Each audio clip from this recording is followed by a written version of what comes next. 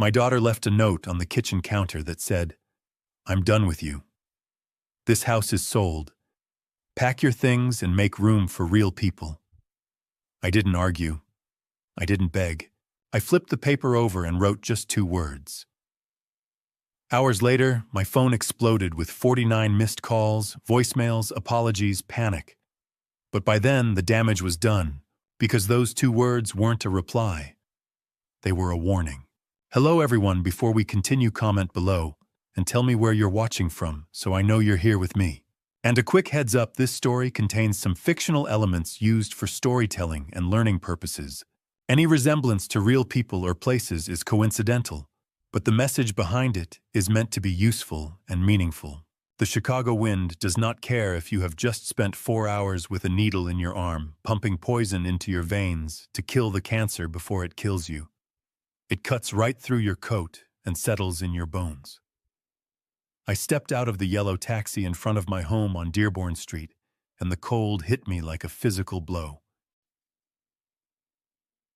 I am 73 years old, and I have lived in this city all my life, but that wind never gets any warmer, especially when you are standing on the sidewalk, shivering from chemotherapy side effects. The taxi driver asked if I needed help getting to the door, but I waved him off. I am Gerald Sullivan. I built half the skyline in this neighborhood, and I do not need help walking up the steps of the house I bought with cash 30 years ago. The house is a classic brownstone worth $1.8 million in today's market, but to me it was just the place where I raised my family and where I watched my wife Patricia take her last breath. It was my sanctuary. Or at least I thought it was, until I tried to put my key in the lock. The metal scraped against metal, but the cylinder would not turn. I frowned and jiggled it, thinking maybe the cold had frozen the mechanism, but my hands were shaking so bad it was hard to tell. I tried again. Nothing. I took a step back and looked at the heavy oak door. I had refinished that door myself, stripping away layers of old paint to reveal the beautiful wood grain underneath. I knew every inch of this house because I had restored it with my own sweat and blood. Then I looked at the keypad above the handle, the smart lock I had installed for convenience. I punched in my code, 4 digits I had used for 10 years. The little light blinked red. Access denied. I punched it in again, slower this time, forcing my trembling fingers to be precise. Red light. Access denied. A knot of panic started to form in my stomach right next to the nausea from the chemo. I was freezing. My body felt like it was made of lead, and I needed to use the bathroom desperately. I pressed the doorbell. I could hear the chime echo inside, deep and familiar. I waited. Nothing happened. I pressed it again, and then I started pounding on the wood with my fist. "Madison, open the door," I shouted. My voice sounded weak, even to my own ears. "It is freezing out here. Open the damn door." I saw the curtain on the front window twitch. Someone was watching me. A moment later, I heard the heavy deadbolt slide back, but the door only opened a crack, stopping abruptly as the security chain caught. My daughter Madison peered out through the gap. She was 38 years old and wearing a silk blouse that probably cost more than my first car. Her face was perfectly made up, but her eyes were cold, colder than the wind biting at my neck. "Dad," she said. Her tone was flat, impatient, like I was a door-to-door salesman interrupting her dinner. "What are you doing here?" "What am I doing here?" I repeated incredulously. "I live here, Madison. I just got back from the clinic." "Let me in. I need to sit down. I need the bathroom." She did not move to undo the chain. In fact, she leaned her weight against the door as if to make sure I could not push my way in. "You cannot come in," she said simply. "We are busy." "Busy?" I coughed, and the spasm sent a sharp pain through my chest. "Madison, stop playing games. I am sick. I am tired. Open this door before I freeze to death on my own porch." "You are not going to freeze," she said, rolling her eyes. "And you do not live here anymore." Not really. We talked about this. We never talked about anything like this. I stared at her, trying to make sense of what I was hearing. The medication was making my head spin. I felt like I was in a nightmare. What are you talking about? The house is sold, Dad, she said. Her voice was so casual it was terrifying. Brandon and I accepted an offer this morning. The new owners want immediate possession. We are packing up. You are just going to be in the way. Sold, I whispered. You cannot sell my house. It is my house. Technically, she smirked a little, and that expression chilled me more than the snow falling around us. You signed the power of attorney, remember? You said you wanted us to handle your affairs while you focused on getting better. Well, we are handling them. This house is too big for you. It is a burden. We are liquidating it. I gripped the doorframe to keep from falling. I had signed papers, yes, before the surgery last month. I trusted her. She was my only child. I thought she was helping me pay bills and manage the insurance. I never imagined she would use it to evict me. Let me in, Madison, I said, my voice dropping to a growl. I need to use the bathroom. Now. No, she said. If I let you in, you will just refuse to leave and make a scene. I do not have time for your drama today, Dad. Brandon and I have a celebration dinner planned. Through the crack in the door behind her shoulder, I saw movement in the hallway. It was Brandon, my son-in-law. He was wearing a cashmere sweater and holding a glass of red wine. My red wine, a vintage I had been saving for my 75th birthday. He looked at the door, saw me standing there, shivering and turning gray. And he did not come to help. He just took a sip of wine and turned away, walking back toward the living room, where a fire was roaring in the fireplace. The fireplace I built. The rage that surged through me was the only thing keeping me warm. You are stealing my house, I said. We are managing your assets, she corrected sharply. And honestly, Dad, you should be grateful. We found a place for you, Sunset Haven. It is affordable and they deal with people in your condition. Sunset Haven. I knew that place. It was a warehouse for the dying on the south side, a place that smelled of urine and bleach where they sedated the residents to keep them quiet. She was not managing my assets. She was throwing me away. Please, I said, and I hated myself for begging, but my bladder was screaming and my legs were giving out. Just let me use the toilet. Then I will go. I promise. Madison looked at me. She looked at her father, a man who had paid for her college, who had walked her down the aisle, who had bought her first car. She looked at me shivering and broken. Wait here, she said. She closed the door. I thought she was undoing the chain. I thought maybe there was a shred of humanity left in her. I stood there wiping snow off my face, waiting for the click of the lock. But the door did not open. Instead, I heard rustling. Then the door opened again, just a crack. Here, she said. She shoved something through the gap. It was a heavy black plastic trash bag. It hit my chest and fell onto the snowy porch with a thud. What is this? I asked, staring at the bag. Your clothes, she said, and that picture of Mom you keep on the nightstand. The rest of the stuff goes to the estate sale tomorrow. And then she slapped a sticky note onto the front of the door, right at my eye level. It was bright neon yellow. Read it, she said, and then get off my property before I call the police for trespassing. She slammed the door. I heard the deadbolt slide home. I heard the lock beep as she rearmed the security system. I stood there alone. The silence of the street was deafening. I looked at the yellow note. In her rushed handwriting it said, I am sick of you, you useless old man. This house is sold. Pack your things and welcome to the trash heap. I should have cried. A normal father would have cried. To be betrayed by your own flesh and blood, to be left out in sub-zero temperatures with cancer, eating your insides and your own home locked against you, it is enough to break anyone. But I did not cry. The tears froze before they could form.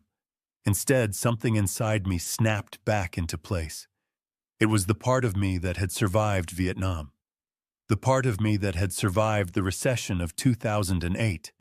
The part of me that had built a construction empire from a single toolbox.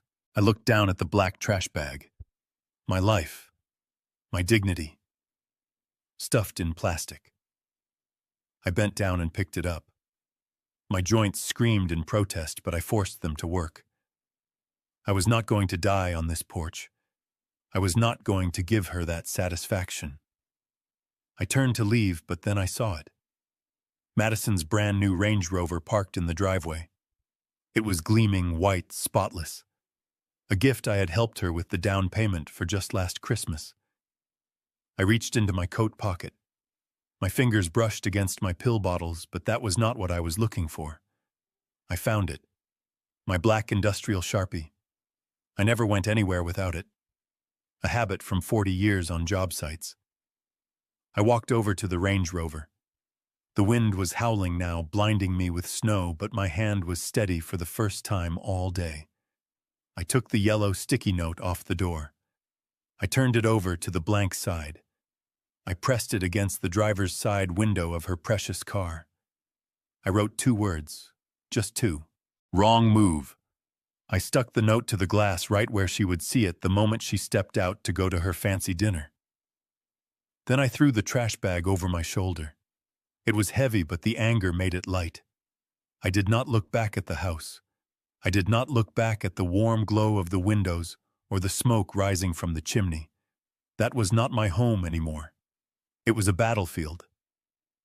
I walked down the driveway and into the street. The snow was getting deeper, covering my tracks as I went. I needed to find a place to sleep. I needed to find a bathroom. But most of all, I needed a phone that worked and a lawyer who was hungry. Madison thought she had thrown out the trash. She did not realize she had just lit the fuse on a stick of dynamite. I pulled my coat collar up against the biting wind and started walking toward the main road. The cold was brutal, but I hardly felt it. I was already planning my next step, and I knew one thing for certain. By the time I was done with them, they would wish they had let me freeze on that porch. The neon sign of the Motel 6 buzzed with an irritating hum that seemed to synchronize with the throbbing headache behind my eyes. It was situated just off the interstate, a place where 18-wheelers rumbled past, shaking the ground every few minutes. I had walked for nearly an hour through the slush and wind to get here, because I knew no one from my social circle would ever be caught dead in this part of town. My coat, usually a shield against the elements, now felt heavy and damp, weighing me down like a lead vest. I pushed open the glass door, and the smell of stale cigarette smoke and industrial cleaner assaulted my nose immediately. Behind the plexiglass partition sat a young man who looked like he would rather be anywhere else in the world. He was scrolling through his phone, not even bothering to look up as I approached the counter. I cleared my throat, trying to muster some of the authority I had commanded on construction sites for 40 years.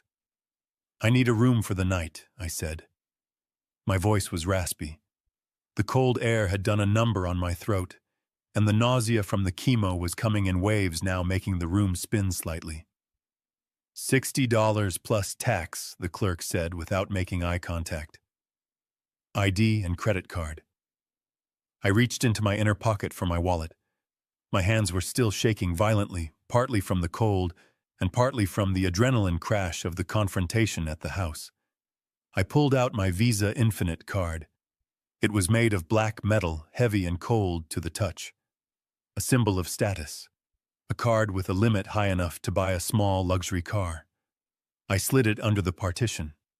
The clerk finally looked up, seeing the card, and then looking at my disheveled appearance. He probably thought I had stolen it. He took it with 2 fingers, as if it were contaminated, and swiped it through the machine. I waited for the familiar beep of approval. Instead, there was a harsh buzz. "Declined," the clerk said, sliding it back. "That is impossible," I said, my brow furrowing. "There is no limit on that card. Try it again. It must be the machine or the chip is wet from the snow." He sighed a long, exaggerated breath that told me I was wasting his time. He swiped it again. Harder this time. Buzz. Declined, he repeated. Do you have another form of payment or not? I felt a flush of heat rise up my neck. I pulled out my American Express Platinum. This was my backup, my emergency line. I handed it to him. This one will work, I said confidently, though a seed of doubt had begun to sprout in my chest. He inserted the chip. We waited. 5 seconds. 10 seconds. Then the machine flashed a message that made my blood run cold. Pickup requested, he read from the screen. He looked at me with suspicion, now pulling the card back to his side of the counter. Sir, this card has been reported lost or stolen. I cannot give this back to you. I have to destroy it. Stolen, I stammered. I am Gerald Sullivan. That is my name on the card. Look at my ID. It does not matter what your ID says, the clerk said, reaching for a pair of scissors. The system says it is stolen. Do you have cash or are you leaving? I stared at him, watching as he cut my platinum card in half. My lifeline. Gone. I stepped back from the counter, my heart hammering against my ribs like a trapped bird. Give me a minute, I said. I moved to the corner of the lobby near a vending machine that hummed almost as loudly as the sign outside. I pulled out my phone. My fingers were numb, making it hard to navigate the touchscreen. I dialed the priority service number for my bank.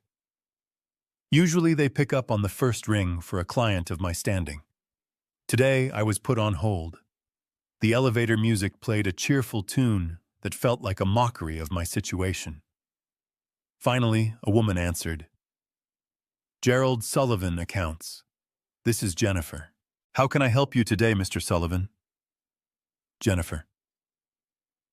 I said, trying to keep my voice steady. I am at a motel and my cards are being declined. One was just confiscated. What is going on with my account? I have been a client for 30 years. This is unacceptable. One moment, please let me check your file, she said. I heard the clicking of a keyboard. The silence stretched on for what felt like an eternity. Then her voice returned, but the professional warmth was gone, replaced by a confused hesitation. Mr. Sullivan, I see here that a transfer was initiated this morning. A wire transfer for the full balance of your checking and savings accounts. $450,000. The accounts are currently at zero, and there is a flag on the credit cards reporting them as compromised. New cards were issued and expedited to your home address. I felt the room tilt. I grabbed the side of the vending machine to keep from falling over. Transferred, I whispered. By who? I did not authorize any transfer. I have been at the hospital all day. The notes here say the transaction was authorized by Madison Sullivan Dunn, she said. She provided the power of attorney documentation you filed last month. It is a general durable power of attorney, Mr. Sullivan. It gives her full access to all financial decisions. She stated that you were incapacitated due to medical reasons and that she needed to secure the funds. Incapacitated. The word hung in the air. She cleared the accounts, I asked, my voice barely audible. All of it. Yes, sir. The balance is zero. And since the cards were reported lost by the authorized representative, we cannot reactivate the old ones. The new ones will arrive at the registered address tomorrow morning. The registered address. My house. The house I was locked out of. Thank you, Jennifer, I said, and hung up before she could say anything else. I stood there staring at the reflection of a broken old man in the glass of the vending machine. This was not just a tantrum. This was not just a daughter being difficult. This was a demolition. I opened my wallet. I bypassed the empty slots where my credit cards used to be and looked at the cash compartment. I counted the bills. 20, 40, 60, 80, 100, and a $20, $120. That was my net worth right now. The man who had built shopping malls and high-rises was reduced to 6 bills of currency. I walked back to the counter. The clerk was watching me, ready to kick me out. I did not say a word. I simply laid $60 on the counter. "Room," I said. He took the money, verified it with a marker to make sure it was not counterfeit, and tossed a plastic key card onto the counter. "Room 104, down the hall to the left. Checkout is at 11. No smoking." I took the key and walked down the hallway. The carpet was stained with years of neglect. The air smelled of mildew and despair. I found room 104 and swiped the card. The light turned green. I pushed open the door and stepped into a room that was smaller than my walk-in closet at home. There was a double bed with a polyester spread that had seen better days, a small desk, and a television that looked like it was from the 90s. I dropped the black trash bag onto the floor. It made a pathetic sound. I sat on the edge of the bed. The mattress was lumpy and squeaked under my weight. I kept my coat on. The room was freezing, and the heating unit under the window rattled but produced no warmth. I closed my eyes and let my head fall into my hands. How had I been so blind? I thought back to the day in Dr. Evans' office. The diagnosis: stage 2 pancreatic cancer. Treatable but aggressive. I had been in shock. I had looked at Madison sitting next to me. She had covered her face with her hands and sobbed. "Oh, Daddy," she had cried. "What are we going to do?" I had reached out and patted her shoulder, trying to comfort her. I thought she was crying for me. I thought she was terrified of losing her father. I remember telling her not to worry. I remember telling her I would fight it. And then a few days later, she had brought the papers. "Just in case something happens during the surgery, Dad," she had said, her eyes red and puffy. "You do not want the state freezing your assets if you are in a coma. Let me handle the bills. Let me protect your legacy while you focus on healing." I had signed. I did not even read the fine print. I signed because she was my little girl. I signed because I was scared of dying, and I wanted to believe that someone had my back. But she had not been crying for me. I realized that now with a clarity that cut sharper than a knife. She had been crying because she thought the cancer might take too long. She wanted the money now. She saw an opportunity. A weak old man distracted by his own mortality. She had played the part of the grieving daughter perfectly, all while waiting for the moment to strike. She waited until the chemo started. She waited until I was at my weakest physically. She knew I would be too sick to fight back immediately.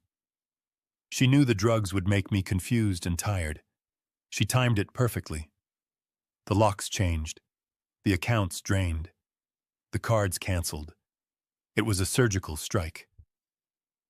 I looked at my hands. They were calloused and wrinkled. These hands had laid bricks. They had framed walls.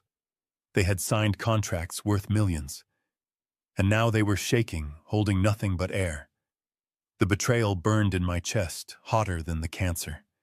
It was a physical pain. My own daughter. The girl I had taught to ride a bike. The woman I had walked down the aisle to that loser Brandon. They had planned this together. They had sat at my dining table, eating my food, drinking my wine, laughing at my jokes, all while plotting to leave me destitute in the dead of winter. I lay back on the bed, staring up at the ceiling. There was a large water stain in the corner, shaped vaguely like a skull. The wind howled outside, rattling the thin window pane. I could picture them right now in my warm living room. Brandon probably toasting with my wine. Madison probably online shopping with my money. They thought they had won. They thought the game was over because they had taken my pieces off the board. But they forgot who taught them how to play. They saw an old man. They saw a cancer patient. They saw a victim. They did not see Gerald Sullivan. They did not see the man who had come back from bankruptcy in the 80s when everyone said he was finished. They did not see the man who had fought tooth and nail for every inch of success he had. I reached into my pocket and pulled out the crumpled receipt from the motel. I smoothed it out on the nightstand. $120 minus 60. I had $60 left to my name. $60 and a brain that was finally waking up from the fog of sentimentality. I am not going to die here, I whispered to the empty room. My voice was steady now. The shaking had stopped. I rolled onto my side, pulling my coat tighter around me as the room temperature dropped. I stared at the door. Tomorrow I would have nothing. No home, no car, no money. But I had something they did not account for. I had nothing left to lose, and a man with nothing to lose is the most dangerous man on earth. I closed my eyes, but I did not sleep. I lay there in the dark, listening to the trucks rumble by, and I made a promise to the moldy ceiling above me. There will be no funeral for Gerald Sullivan in a state-run facility. I am not going to fade away in some warehouse for the forgotten. But there will be an eviction. There will be a reckoning. Someone is going to end up on the street with nothing but the clothes on their back. And it is not going to be me.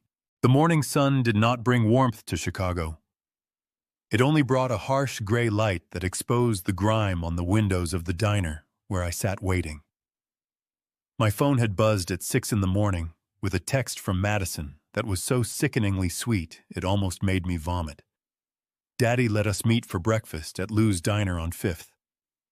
I want to explain everything and make sure you are okay. Love you. Love. That word looked alien on the screen, coming from the same person who had left me to freeze on a porch less than 24 hours ago. I was sitting in a booth with cracked red vinyl upholstery, nursing a cup of coffee that tasted like burnt rubber and cost $2. It was all I could afford to waste. My stomach was still churning from the chemotherapy and the hunger, but I knew I had to keep my wits sharp. I watched the door. At 8:15, exactly, the bell above the entrance jingled and they walked in. Madison was wearing a beige trench coat that was belted tightly at the waist and oversized sunglasses that she did not take off immediately. Behind her trailed Brandon. He looked like a man who had not slept in a week despite his expensive grooming. He was wearing a suit that was too blue and too tight, the kind that real estate agents wear when they are trying to convince you they are successful. But what caught my eye immediately, what made my blood boil in my veins, was the glint of steel and ceramic on his left wrist. As they slid into the booth opposite me, Brandon adjusted his cuffs, and there it was, a Rolex Daytona with a white dial. I know watches. I have bought enough of them for business partners over the years. That watch costs $40,000 on the gray market.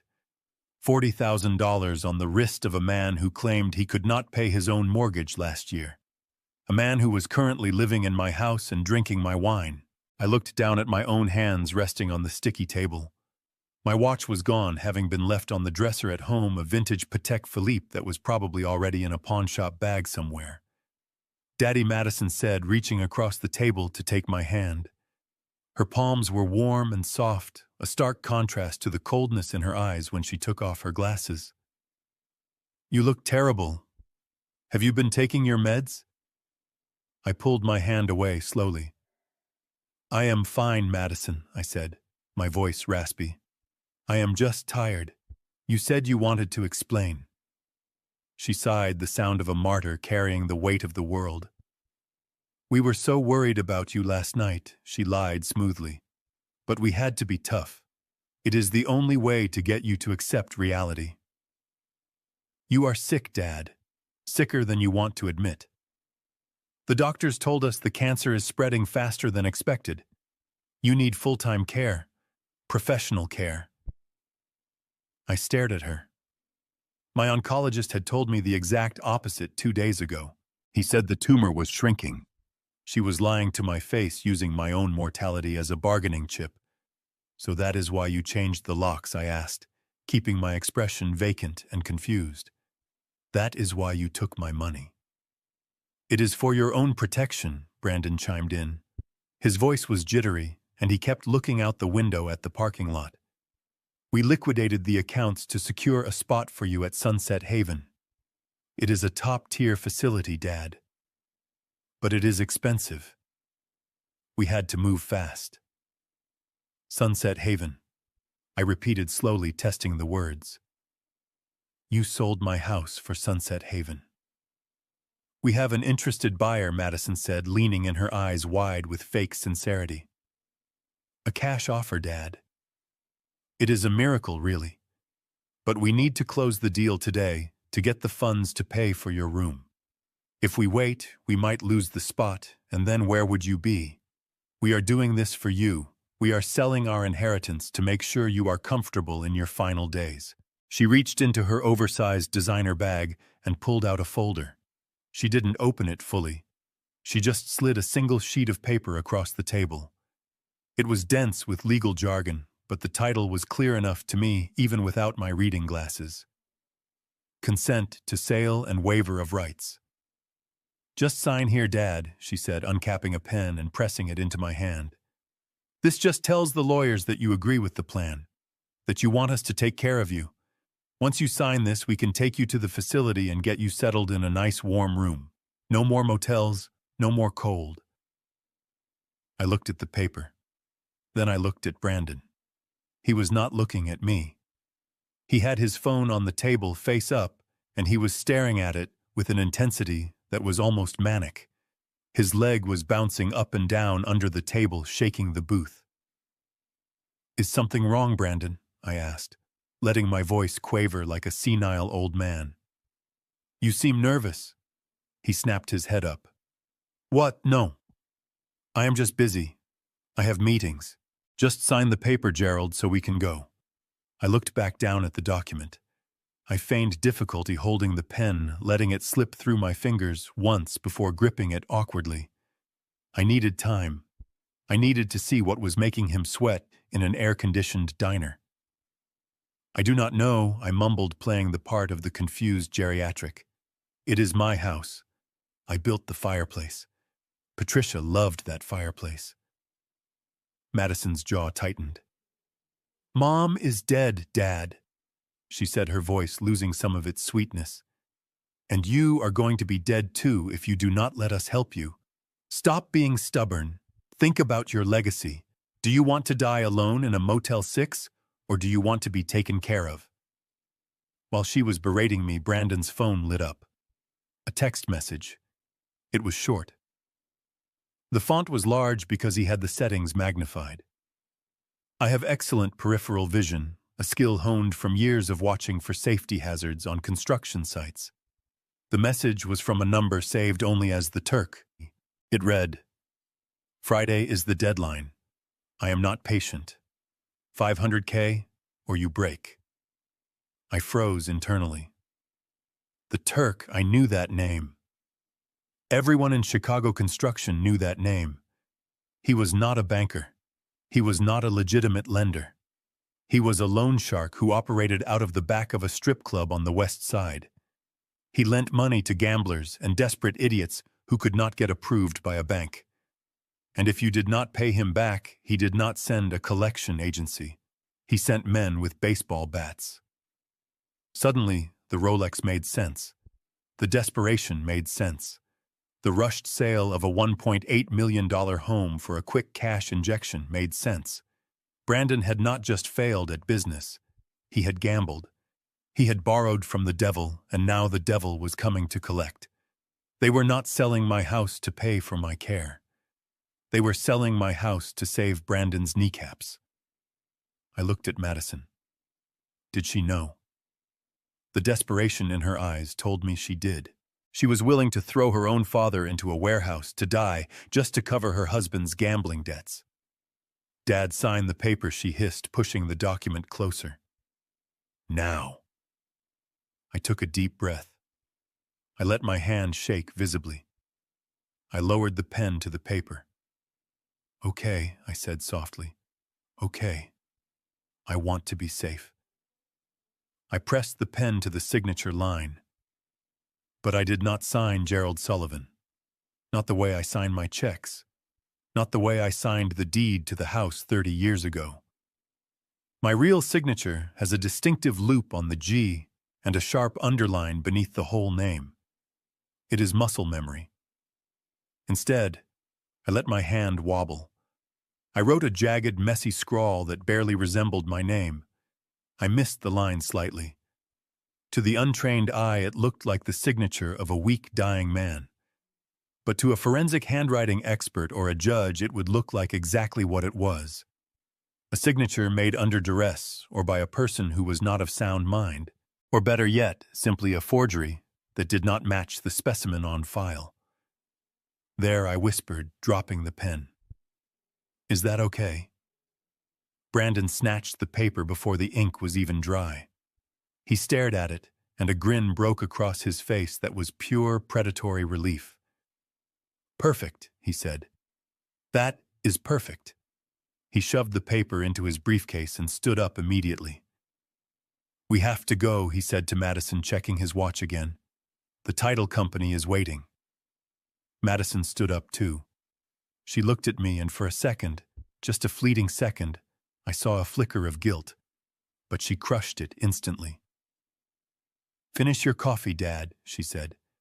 "We will come pick you up at the motel tonight to take you to the home. Pack your things." She did not hug me this time. She did not even say goodbye. They turned and walked out of the diner, walking fast, almost running toward her Range Rover. They looked like a power couple closing a big deal. High heels clicking, expensive suits rustling. I watched them go. I watched Brandon pull his phone out as soon as he hit the sidewalk, probably texting the Turk that the money was coming. I picked up my coffee cup.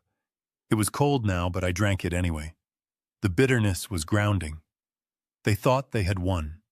They thought they had just secured $1 million payday. They thought I was a confused old man who just signed away his life because he was afraid of the cold. I pulled a $20 bill from my pocket, one of the few I had left, and placed it on the table. A generous tip for a $2 coffee, but I felt generous. I felt alive. I stood up and buttoned my coat. The nausea was gone. The fatigue was gone, replaced by a cold, hard clarity. They were not just bad children. They were criminals. And they were stupid criminals. They had just involved a violent criminal organization in their family affairs. I walked to the door and pushed it open. The wind hit me again, but this time I did not shiver. I smelled the exhaust from the trucks on the highway. I smelled the grease from the kitchen. But mostly, I smelled fear. I knew that smell. I had smelled it on men before they fell from high beams. I had smelled it on competitors right before they went bankrupt. Brandon was terrified. And he should be. But not of the Turk. He should be afraid of me. I stepped out onto the sidewalk and turned in the opposite direction of the motel. I was not going back to room 104. I had a phone call to make to a lawyer who I knew hated bullies as much as I did. "You are playing with the big boys now, Brandon," I whispered to the empty street. "And you just folded your hand." The office of Jenkins and Associates was located on the 42nd floor of a glass tower on Wacker Drive overlooking the river. It was a world away from the grime of the Motel 6 and the grease of the diner. Here the air smelled of expensive mahogany polish and fresh espresso. I walked past the receptionist who looked ready to call security on the disheveled old man standing in her lobby until Sarah Jenkins herself burst out of the conference room.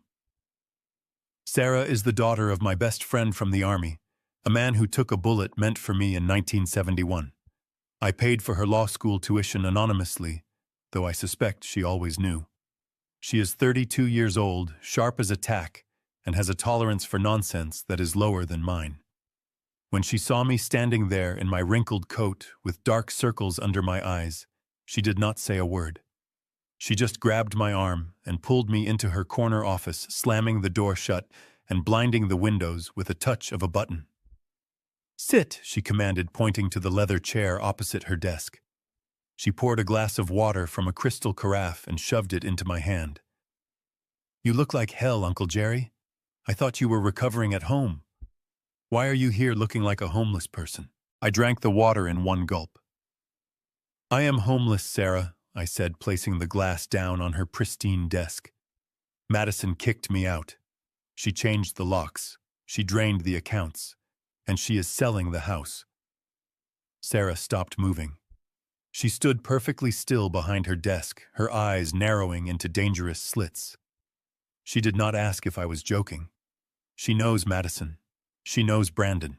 She knows that sharks do not change their nature just because they are related to you. She sat down slowly and opened her laptop.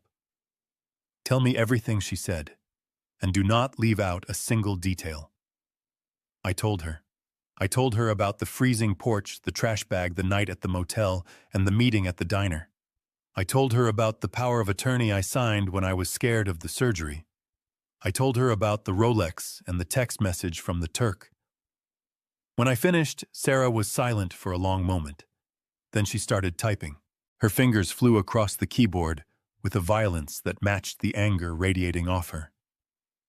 "Give me a minute," she muttered. "I am pulling up the Cook County Recorder of Deeds database. If they are selling the house, there has to be a paper trail. You cannot just sell a property overnight without filing something, especially if the owner is not the one signing the listing agreement." I watched her face as she scrolled through the records. The blue light from the screen illuminated her features, which were usually calm and composed, but were now twisted in disbelief. "Found it," she whispered. Her voice was ice cold. "Oh, that little witch. She actually did it." "What did you find?" I asked, leaning forward, though the pain in my back protested the movement. She turned the monitor around so I could see. It was a digital copy of a document filed just 4 days ago. The header read, "Quitclaim deed." "She did not just list the house for sale, Jerry," Sarah explained, pointing at the screen with a manicured nail. "She transferred it. She used the general power of attorney to sign a quitclaim deed, transferring the property from Gerald Sullivan to Madison Sullivan Dunn for the sum of $10. She put the house in her name last Tuesday while you were getting your first round of chemo." I stared at the screen. There it was. My name signed by her as agent. She had stolen my home right out from under me before she even kicked me out. She wanted to make sure that when she sold it, the check would have her mine. "This is fraud," Sarah said, standing up and pacing the room. "This is clear self-dealing. A power of attorney has a fiduciary duty to act in the principal's best interest. Transferring a nearly $2 million asset to yourself for $10 while the principal is vulnerable is the definition of a breach of duty. We can nail her for this. I can file an emergency injunction right now. We can stop the sale." She reached for her desk phone, ready to call the courthouse. "Sit down, Sarah," I said, my voice low and steady. She looked at me confused. "Jerry, did you hear me? We can stop this. We can get a judge to freeze everything by this afternoon." "I know," I said, "but I do not want to stop it. Not yet." I reached into my inner coat pocket and pulled out a worn leather notebook. I opened it to the back page where I kept the most important details of my life written down. I tore out a page and slid it across the desk to her. "Look at this," I said. Sarah picked up the paper. It was a summary of the estate planning I had done 5 years ago, right after Patricia died. I had never shown it to Madison because I wanted her to make her own way in the world without waiting for a handout. Sarah read the notes, and her eyes went wide. She looked from the paper to the screen and back again. A slow smile began to spread across her face, a smile that was not nice at all. "The Patricia Living Trust," she read aloud. "The house is not owned by Gerald Sullivan." "Exactly," I said, leaning back in the chair, feeling the first spark of genuine satisfaction I had felt in days. "The deed to the house was transferred into the Patricia Living Trust 5 years ago. I am the sole trustee. Madison is a beneficiary, but only upon my death." Sarah laughed a short, sharp sound of triumph. She looked back at the screen. "That means the quitclaim deed she filed is worthless. She signed as agent for Gerald Sullivan, the individual. But Gerald Sullivan, the individual, does not own the house. The trust does. She cannot transfer what you do not technically own in your personal capacity. The title company will flag this the moment they run a full search for closing. They might, I said, or they might not. Madison is using that sketchy title company Brandon's friend runs. They cut corners. They might rush it through, especially if it is a cash deal and they are pushing for a quick close. But even if they do close, Sarah said, sitting back down, the sale will be invalid. The buyers will not get a clean title. And Madison will have committed a crime I finished for her. Sarah nodded, her lawyer brain catching up to my strategy. If we stop her now, it is a civil dispute. It is a messy family fight about fiduciary duty. She can claim she was confused. She can claim she thought she was doing what you wanted. A judge might just slap her wrist and void the transfer. But I continued, if she goes through with the sale, if she stands in that closing room, if she signs the final documents claiming she is the owner, and most importantly, if she takes that check. Grand larceny, Sarah whispered. Wire fraud, title fraud, elder financial abuse. If the value is over $100,000, which it definitely is, she is looking at a Class 1 felony. Mandatory prison time. I looked out the window at the gray Chicago skyline. I built this life brick by brick, Sarah. I loved that girl more than anything. But she is not my daughter anymore. She is a predator. And you do not negotiate with predators. You trap them. Sarah looked at me with a mixture of admiration and sadness. She saw the pain behind my eyes. She knew that destroying my own child was going to break my heart, but she also knew it was the only way to survive. So what is the play? She asked, intertwining her fingers on the desk. Let them proceed, I said. Let them think they have gotten away with it. They are meeting the buyers tomorrow morning. I need you to find out where. I need you to contact the police, but tell them to wait. Tell them we are bringing them a case wrapped in a bow. I leaned forward, staring intensely at the young woman I considered more of a daughter than my own blood. Madison needs the money to pay off a loan shark by Friday. If she does not get that money, Brandon is a dead man walking. If she does get that money, she goes to prison. Either way, she loses. But I want to look her in the eye when the handcuffs go on. I want her to know that it was not bad luck that caught her. It was me. Sarah nodded slowly. She picked up her phone, but this time, instead of calling the civil clerk, she dialed a number from her private contact list. Detective Miller, she said into the receiver, her eyes locked on mine. This is Sarah Jenkins. I have a case for you. It involves major fraud against a senior citizen, and you are going to want to be there for the takedown. She listened for a moment, then covered the mouthpiece. He wants to know if the victim is willing to testify. I stood up, buttoning my coat. The fatigue was still there, but it was distant now, drowned out by the adrenaline of the hunt. Tell him the victim is dead, I said, walking toward the door. Tell him he is speaking to the witness for the prosecution. I walked out of the office, leaving the warmth behind. I had one more stop to make before the final showdown. I had to go back to the house. Not to beg, not to sleep, but to retrieve the one thing I had left behind in the wall of the basement. The one piece of evidence that would prove that this was not just greed. It was a conspiracy. Sarah was right. It was a trap. And Madison had just walked right into the center of it with a smile on her face. Tomorrow the steel jaws would snap shut. The taxi dropped me off 2 blocks away from my own home under the cover of a darkness that felt heavier than usual for a Chicago winter night. I pulled my collar up against the biting wind, but the chill I felt had nothing to do with the temperature. I watched from the shadows of a neighbor's oak tree as Madison and Brandon pulled out of the driveway in her white Range Rover. They were dressed for a celebration, probably heading to some overpriced steakhouse to toast the sale of the property they had stolen. I waited until their taillights disappeared around the corner before I moved. I did not go to the front door, where the keypad would flash red and deny me entry again. Instead, I made my way around the side of the house, trudging through knee-deep snow that had not been shoveled. My breath plumed in the air before me as I reached the back patio. This was where I used to grill steaks on the 4th of July, where I taught Madison how to catch a baseball. Now it was just a frozen wasteland of memories. I knelt down near the foundation behind the large ceramic planter that held a dead frozen geranium. My knees cracked and popped, a painful reminder of my age and my illness, but I ignored it. I brushed away the snow and felt for a specific brick in the retaining wall. To anyone else, it looked like part of the mortar, but I knew better. I had laid this brick myself 30 years ago.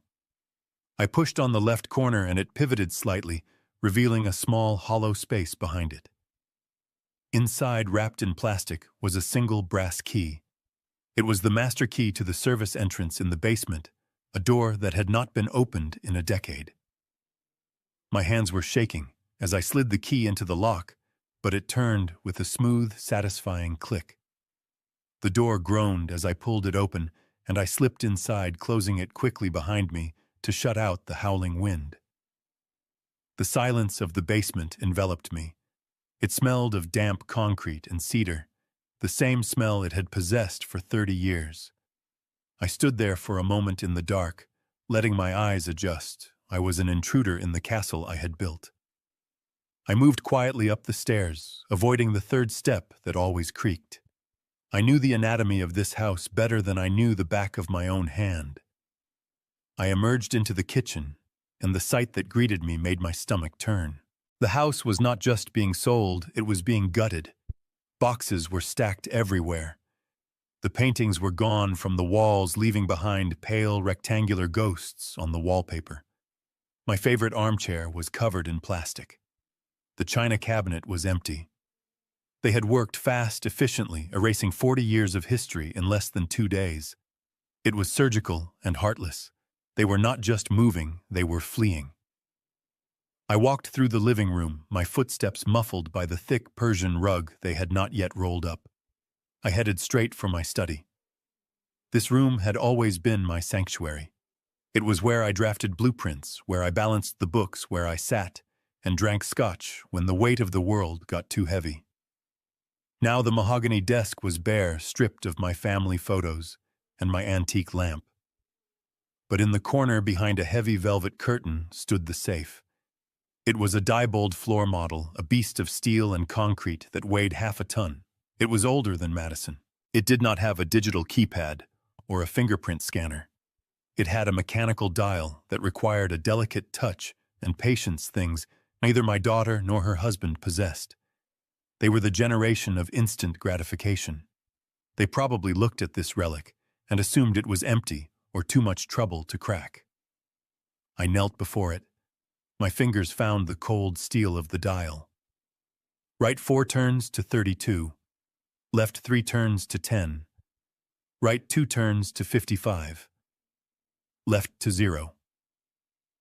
I felt the tumblers fall into place, a series of vibrations that traveled up my arm. I turned the handle and the heavy steel door swung open on silent hinges. The safe was not empty. Inside, stacked neatly, were the documents they thought were secure. They had used my safe to hide their secrets, assuming the old man would never get back in. I reached in and pulled out a thick manila envelope. I sat down on the floor, my back against the cold wall, and turned on the small flashlight I had brought with me. The first document I pulled out was a promissory note. It was not from a bank. It was handwritten on plain paper, but the terms were terrifyingly clear. Brandon Dunn acknowledges a debt of $500,000 to verify the account of Mr. Vargos. Vargos. That was the Turk's real name. The interest rate was astronomical, compounding weekly. I flipped through the attached pages. They were printouts of transaction logs from a cryptocurrency exchange. Brandon had not just lost money, he had incinerated it. He had leveraged everything betting on coins that went to zero overnight. And then to chase his losses, he had borrowed from the kind of people who break legs for sport. I felt a surge of disgust, but no surprise. I had always known Brandon was a fool, but I never realized he was a suicidal one. I put those papers aside and pulled out the next stack. These were eviction notices, but not for this house. They were for Madison's real estate brokerage office downtown. Past due rent for 6 months. Final notice before lockout. There were also letters from the licensing board regarding complaints of commingling funds. My daughter, the successful realtor, was a fraud. Her business was a shell game, and it was collapsing around her ears. She wasn't selling my house to pay for my care. She wasn't even selling it just to pay Brandon's debt. She was selling it because she was broke, destitute. They were both drowning, and they had decided to use my life raft to save themselves. But the final item in the envelope was the one that made my blood run cold. It was a travel itinerary. 2 tickets on Air France, one way. Chicago O'Hare to Charles de Gaulle, Paris. Departure date Sunday night at 11:30 p.m. Sunday. That was 3 days from now. The plan became crystal clear in the beam of my flashlight. They were going to sell the house on Friday, get the cash wire transfer on Monday morning, and be on a plane before the check even cleared. They were going to take the money, leave me to rot in a state facility, and leave Brandon's loan shark hunting for a ghost. They were running. They were going to abandon everything, including me, to start a new life in Europe with my money. I sat there in the dark, clutching the tickets. The betrayal was absolute. It wasn't just greed anymore. It was malice. They were willing to destroy my entire existence just to escape the consequences of their own stupidity. They were going to leave me here alone, sick and homeless, while they drank champagne in Paris. I took out my phone and snapped photos of every document. The debt, the eviction, the tickets. I sent them immediately to Sarah's encrypted server. Then I carefully placed the papers back into the envelope and put it back in the safe. I closed the heavy door and spun the dial, locking their secrets away again. I wanted them to think they were still safe. I wanted them to walk into that closing meeting thinking they had won. I stood up, using the desk for support. My legs were trembling. I needed to get out. I needed to get back to the motel and rest before the final battle. I turned to leave the study, but suddenly headlights swept across the front window, illuminating the room in a blinding flash. The crunch of tires on the snow in the driveway was loud in the silence. I froze. They were back. Why were they back so early? It was barely 9 o'clock. I heard the garage door rumble open, then the sound of voices, not just 2 voices, 3. I moved to the window and peered through the slat of the blinds. Madison and Brandon were getting out of the car, but they were with a man I didn't recognize. He was tall, wearing a long wool coat, and carrying a sleek leather portfolio. "We can show you the structure tonight," Madison was saying, her voice carrying through the cold air. "The lighting is actually better in the evening to see the finishes. We want to be ready for the signing tomorrow." They had brought the buyer's agent. They were doing a final walkthrough tonight. Panic seized my chest. I could not go back out the basement way. The door to the basement was in the kitchen, and that was exactly where they were heading. If I tried to run now, they would see me. And if Brandon saw me here, knowing what I knew about his debt to Vargos, he might do something desperate. A man who owes $500,000 to a loan shark is a dangerous animal. I heard the front door beep and unlock. "So this is the foyer," Madison said, her voice echoing in the hallway. High ceilings, original molding. I was trapped. The study was right off the living room. There was no other exit. I looked around frantically. My eyes landed on the closet in the corner. It was a small walk-in closet where I used to keep my winter coats and my old construction gear. It was the only place in the house they hadn't touched yet, because Madison thought it smelled like old dust and didn't want to ruin her manicure moving the heavy boxes. I scrambled across the room, my heart hammering against my ribs so hard I thought it would crack them. I pulled open the closet door and squeezed inside, pushing myself back behind a row of heavy wool coats that still smelled of my cologne and sawdust. I pulled the door shut just as the study door creaked open. "And this is the library," Madison said, flipping on the light switch. I held my breath, pressing my hand over my mouth, to stifle the sound of my own wheezing lungs. Through the thin slats of the closet door, I could see slices of light. I could hear their footsteps on the hardwood floor. "It is a beautiful space," the stranger said. "Very classic." "Yes," Brandon added, his voice nervous and tight. "We cleared out most of the old man's junk. The safe in the corner stays with the house, obviously. We do not have the combination, but a locksmith can crack it easily enough." I squeezed my eyes shut. They were standing 5 feet away from me, 5 feet away from the man they were trying to erase. If they opened this closet door, if they decided to show the agent the storage space, it was all over. I gripped the handle of a hammer I had left on the shelf years ago, my knuckles turning white. I was not going to let them take me without a fight. "Let's check the master bedroom next," Madison said. "The view of the garden is lovely." I waited. The seconds stretched into hours. Then I heard the footsteps retreat. The light clicked off. The door closed. I sagged against the wall of the closet, sweat dripping down my forehead, despite the freezing temperature. I was safe for now. But I was trapped in my own home, hiding like a criminal, while the real thieves gave a tour of their loot. I waited in the dark, listening to them move upstairs. I knew I had to wait until they left, or until they went to sleep. It was going to be a long night. But as I touched the cold steel of the hammer in my hand, I felt a grim resolve harden within me. Let them have their tour.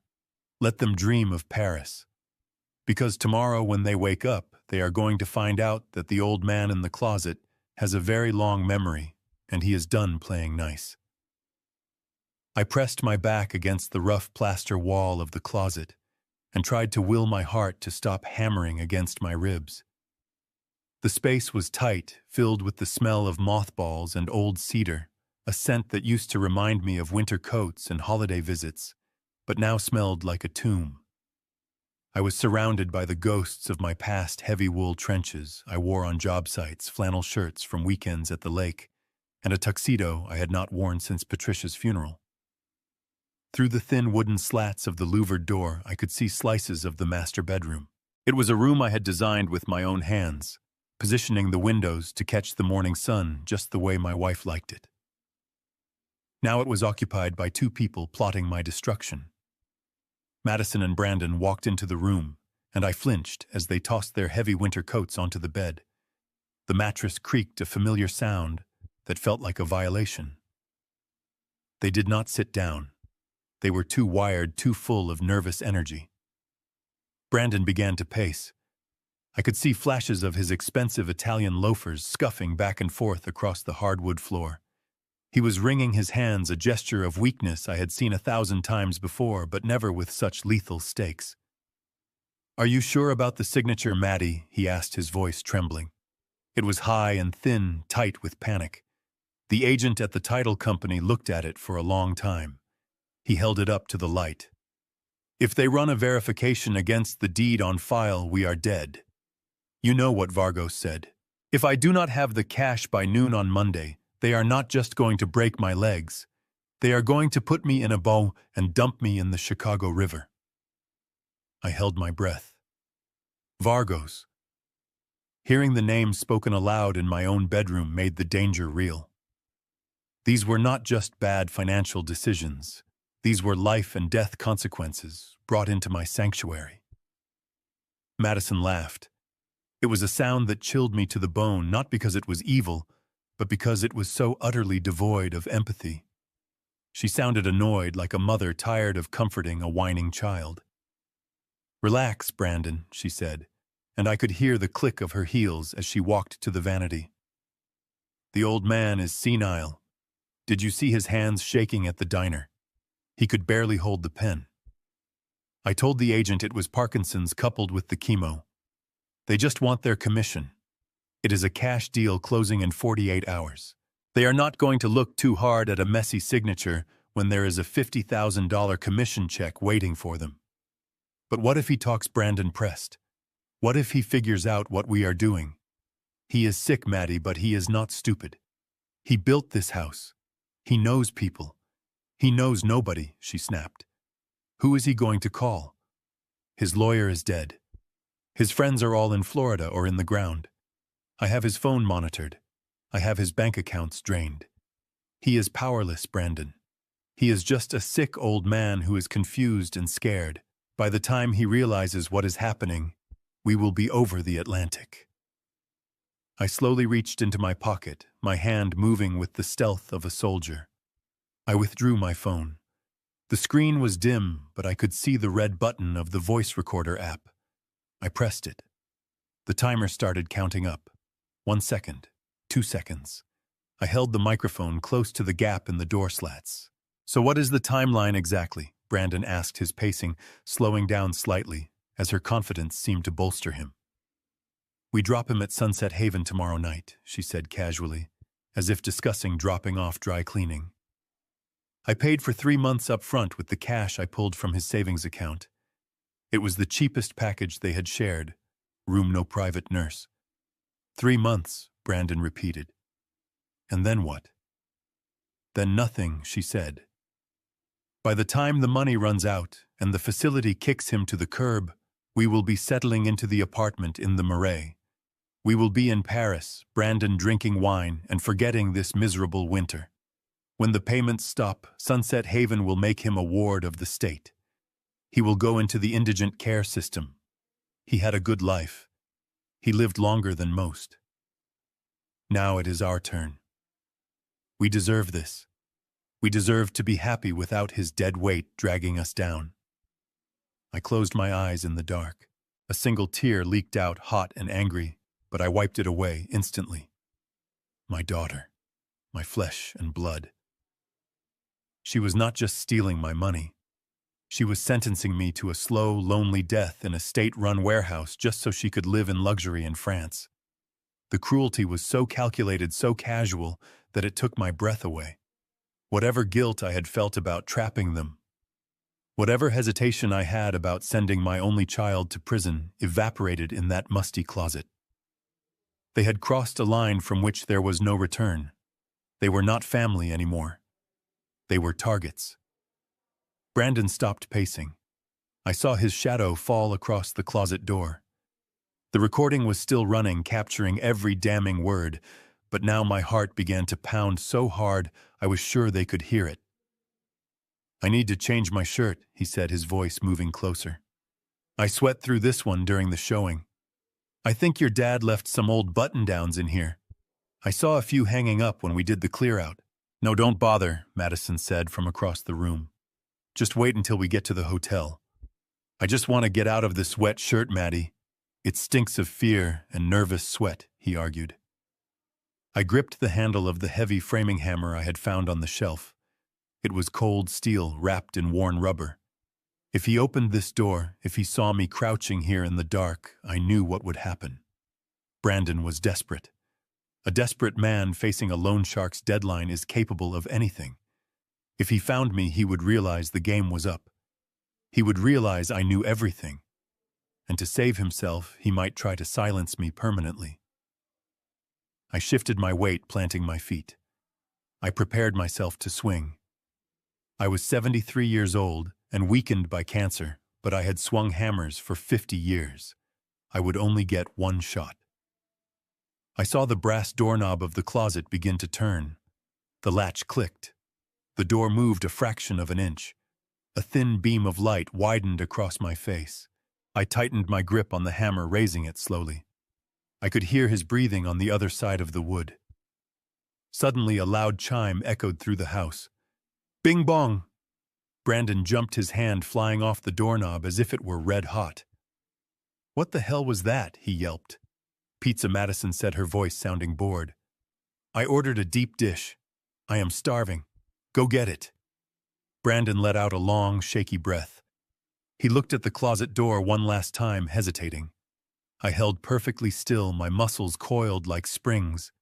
Go get the food, Brandon, Madison commanded.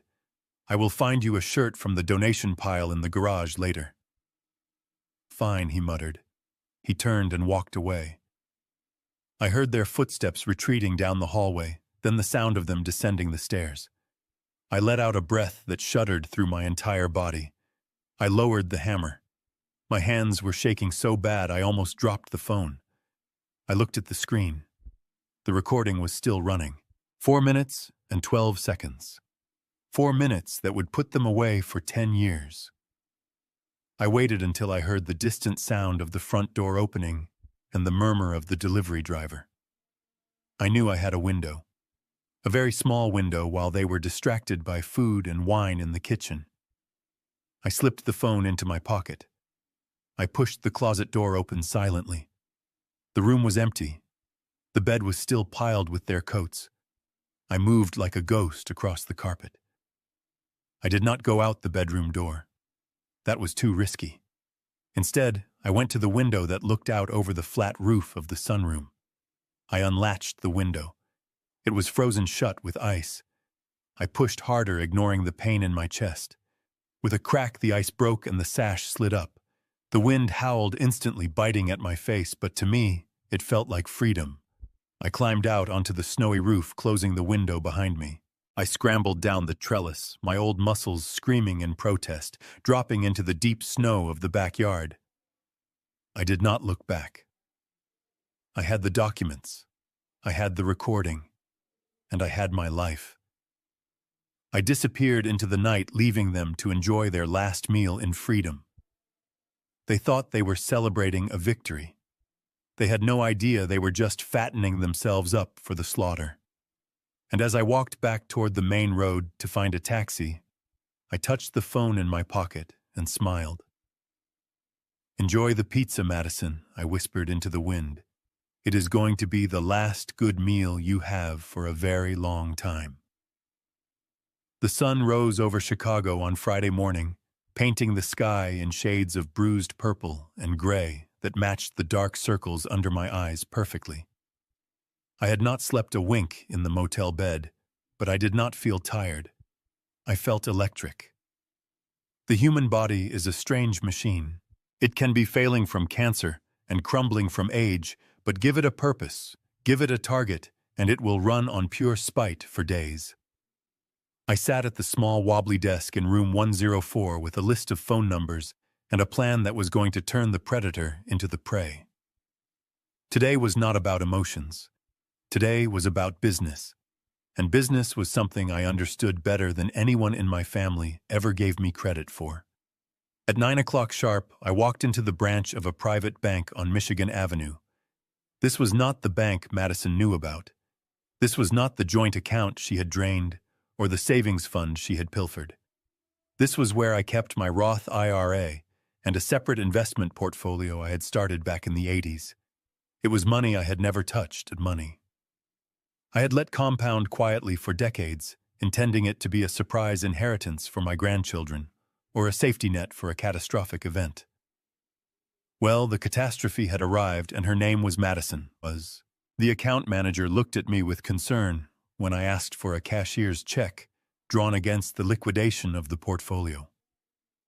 It was a substantial sum, enough to buy a small island, but I did not flinch. I needed liquidity. I needed war chests. I told him it was for a real estate opportunity, which was not technically a lie. I was about to buy the most expensive piece of satisfaction in the world.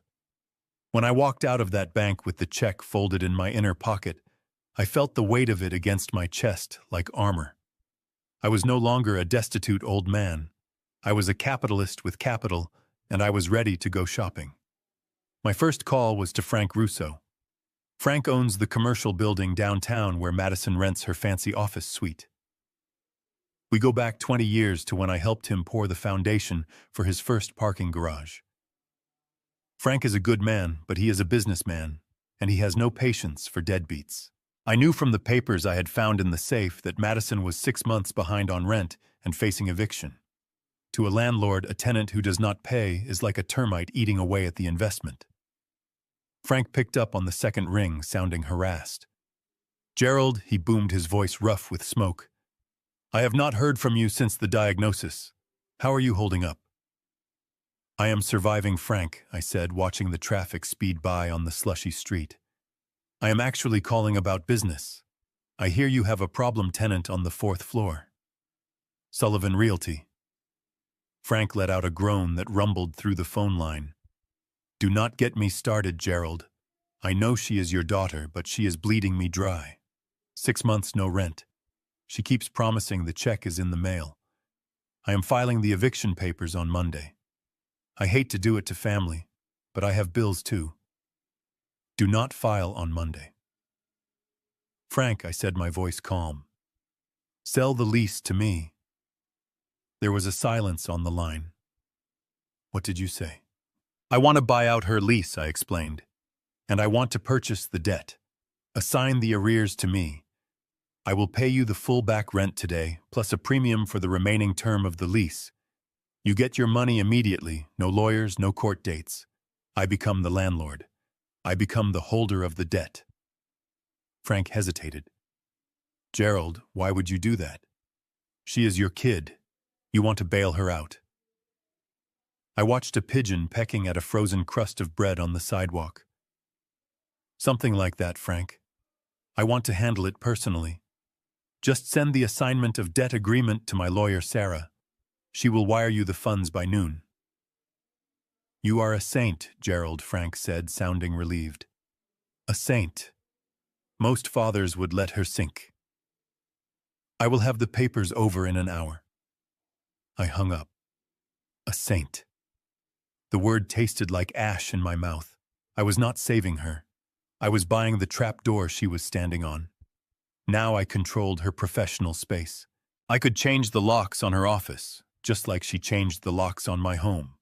I could seize her computers, her files, her client list. I owned her career. But that was just the appetizer.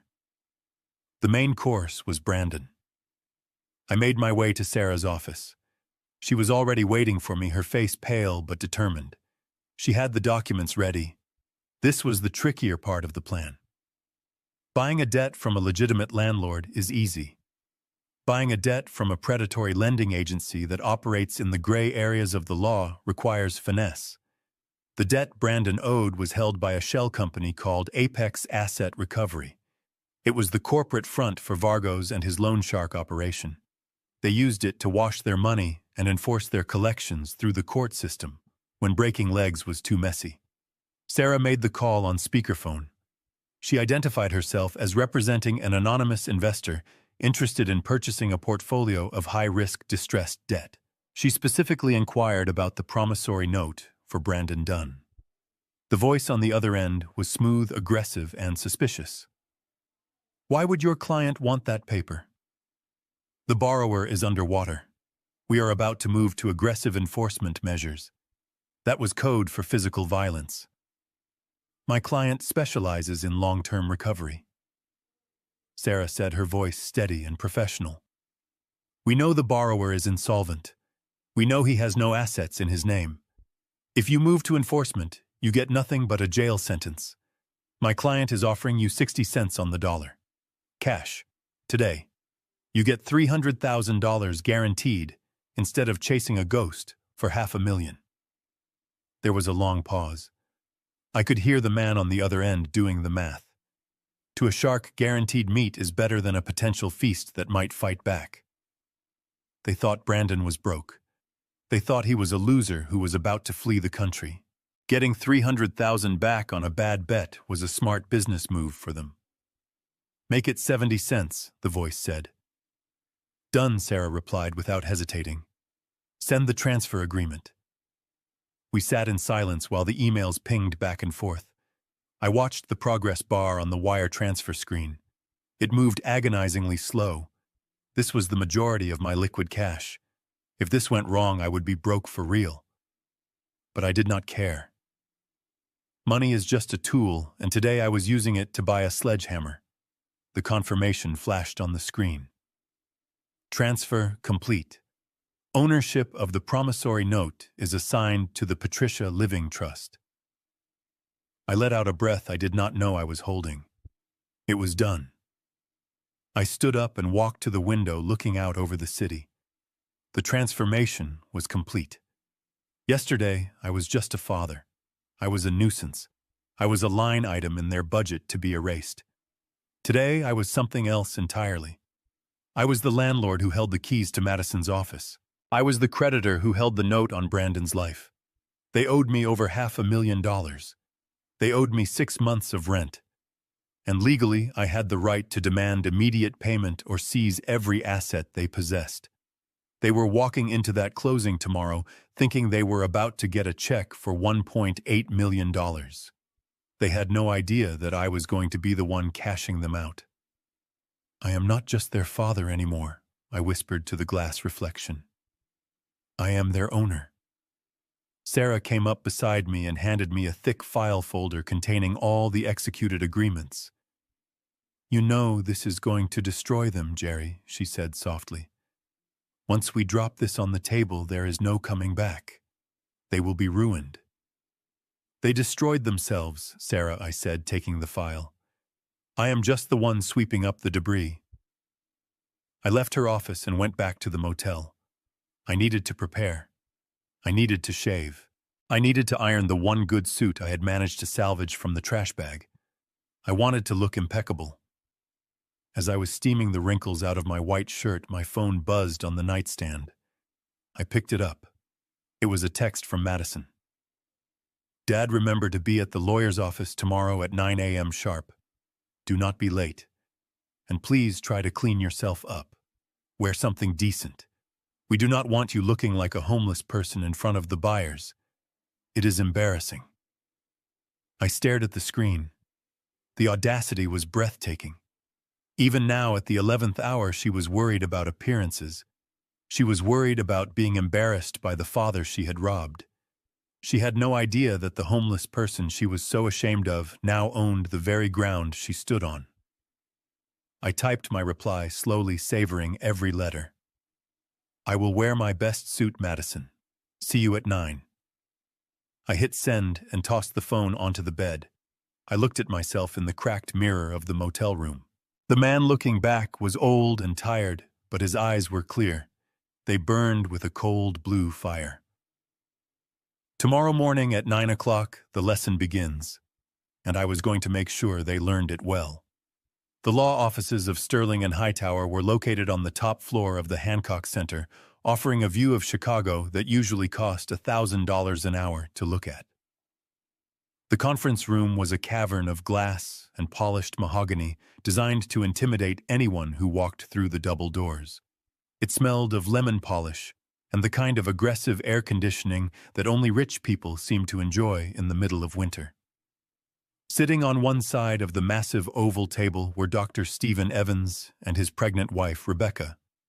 They were the perfect buyers, the kind of young, hopeful couple you see in insurance commercials. He was wearing a corduroy jacket with elbow patches, and she was nervously twisting a strand of hair, holding a protective hand over her baby bump. On the table between them sat a cashier's check for $1.8 million.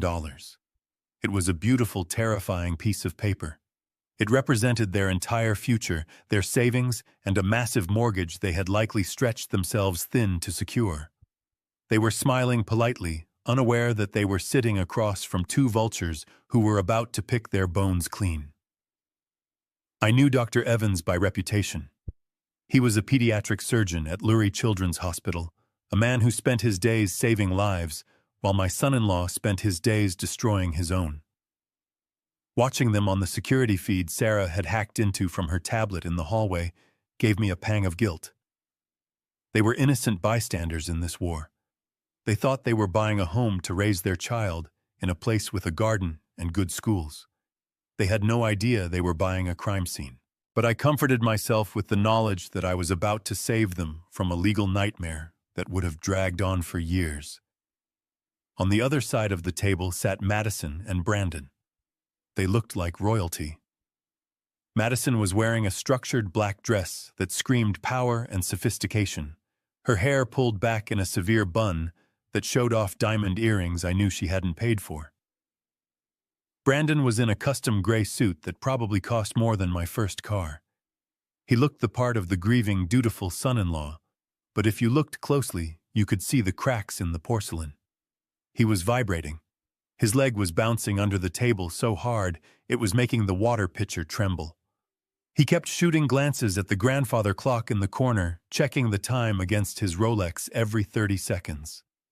The atmosphere in the room was thick with tension, masked as anticipation.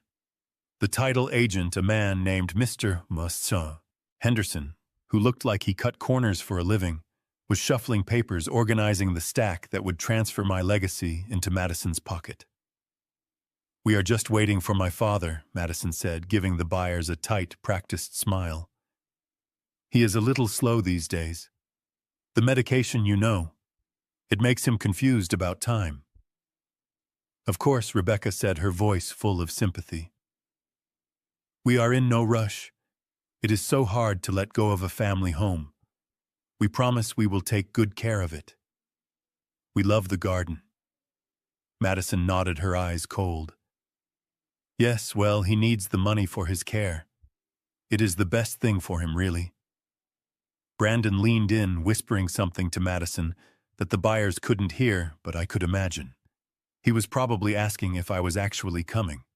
He was probably doing the math in his head, calculating how fast he could get that check to the bank and wire the funds to Vargos before the sun set. He looked like a man who was holding his breath underwater, waiting to break the surface. He pulled a handkerchief from his pocket and dabbed at his upper lip where a sheen of sweat was forming, despite the chill in the room. "We are almost there, babe," he whispered, loud enough for the microphone in the room to pick up. "We are going to be rich. Just 10 more minutes." Rich. That word hung in the air like smoke. He didn't see a house. He didn't see a home. He saw a pile of chips on a poker table, and he was ready to cash out. At 9 o'clock, the heavy wooden doors remained closed. I let them wait. I wanted them to sweat. I wanted the anxiety to build in Brandon's chest until it felt like a heart attack. I wanted Madison to check her phone and wonder if her plan had failed. 9:01, 9:03.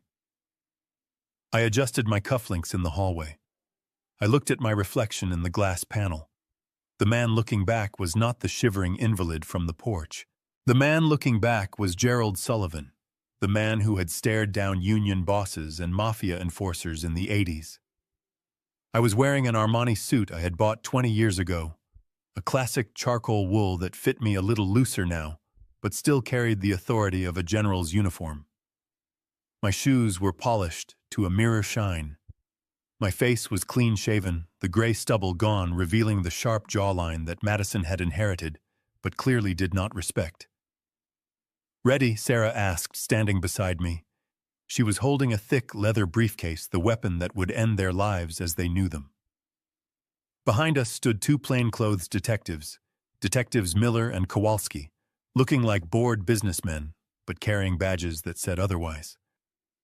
"Let's go to work," I said. "If you're still here, comment confront, so I know you're standing with me and staying to the end. And if this were you face to face with the people who betrayed you, would you stay silent? Or confront them and expose everything right now?" And a quick note. The next part of this story includes some fictionalized elements for storytelling purposes. If you'd rather not continue, this is the moment you can turn the video off. At 9:05 exactly, I pushed the double doors open. They swung inward with a heavy swoosh that commanded the attention of everyone in the room. The conversation stopped instantly. Evans looked up, expecting a frail old man with a cane. Instead, he saw me striding into the room with my back straight and my head held high. Madison's mouth fell open. She actually dropped her pen. She stared at me as if she were seeing a ghost. For a split second, she didn't recognize me.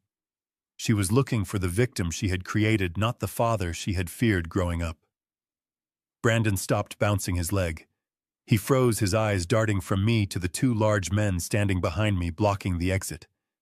The color drained from his face, leaving it a sickly shade of gray. Dad, Madison stammered, standing up halfway and then sinking back into her chair. You are here." I did not answer her. I did not even look at her. I walked past her chair, my suit jacket brushing against her shoulder. I could smell her expensive perfume mixed with the sudden sharp scent of fear.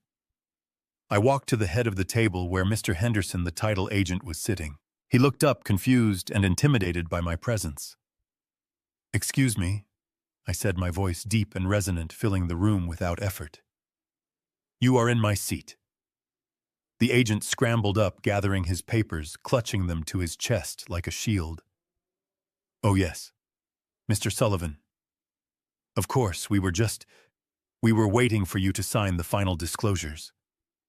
I sat down.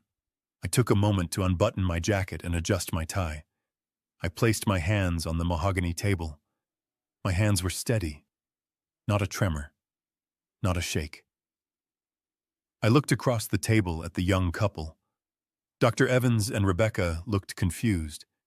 They sensed the shift in the room, the sudden drop in temperature that had nothing to do with the air conditioning. They looked from Madison's pale face to my calm demeanor and realized that the story they had been told was very different from the reality sitting before them.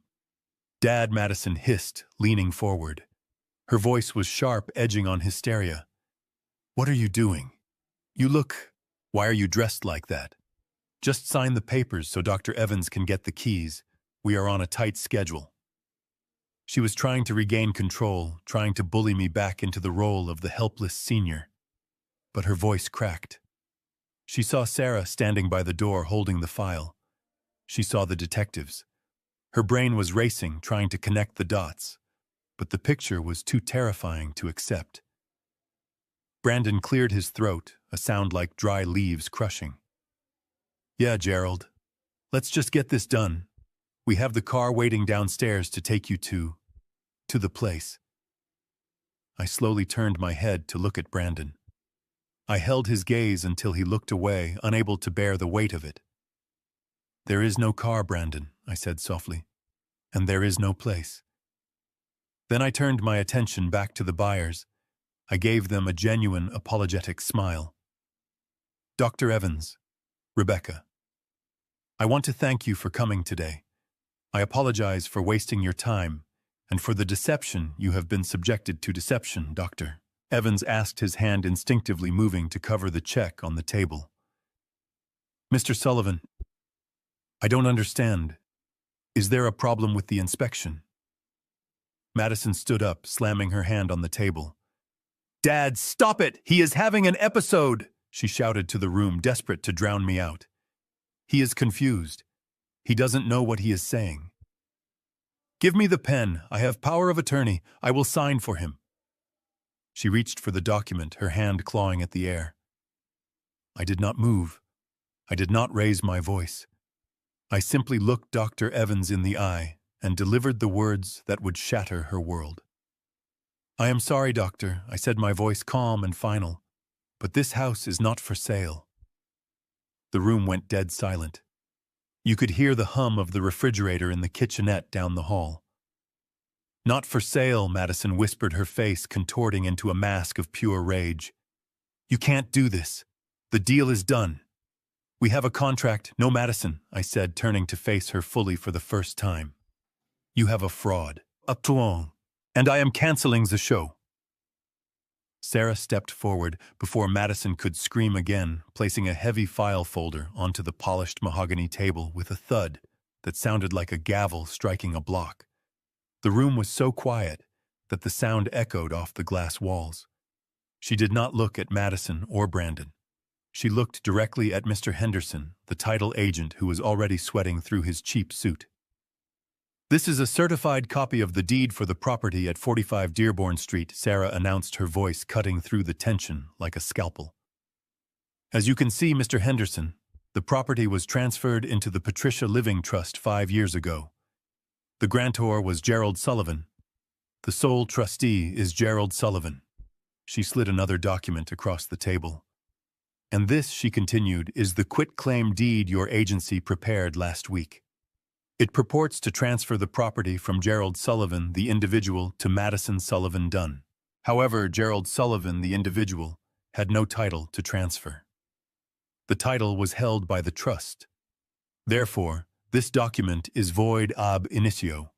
It is legally worthless. And since you failed to perform a basic title search, which would have revealed the trust existence, You are looking at a gross negligence suit that will likely cost you your license." Mr. Henderson turned a shade of pale, usually reserved for corpses. He looked at the papers, his hands shaking so badly he could not even pick them up. "But Madison said," he stammered. "She said she had power of attorney." Sarah laughed, a short, sharp sound. "A power of attorney cannot be used to transfer assets out of a trust that the agent does not control. And more importantly, take a look at the signature on your deed."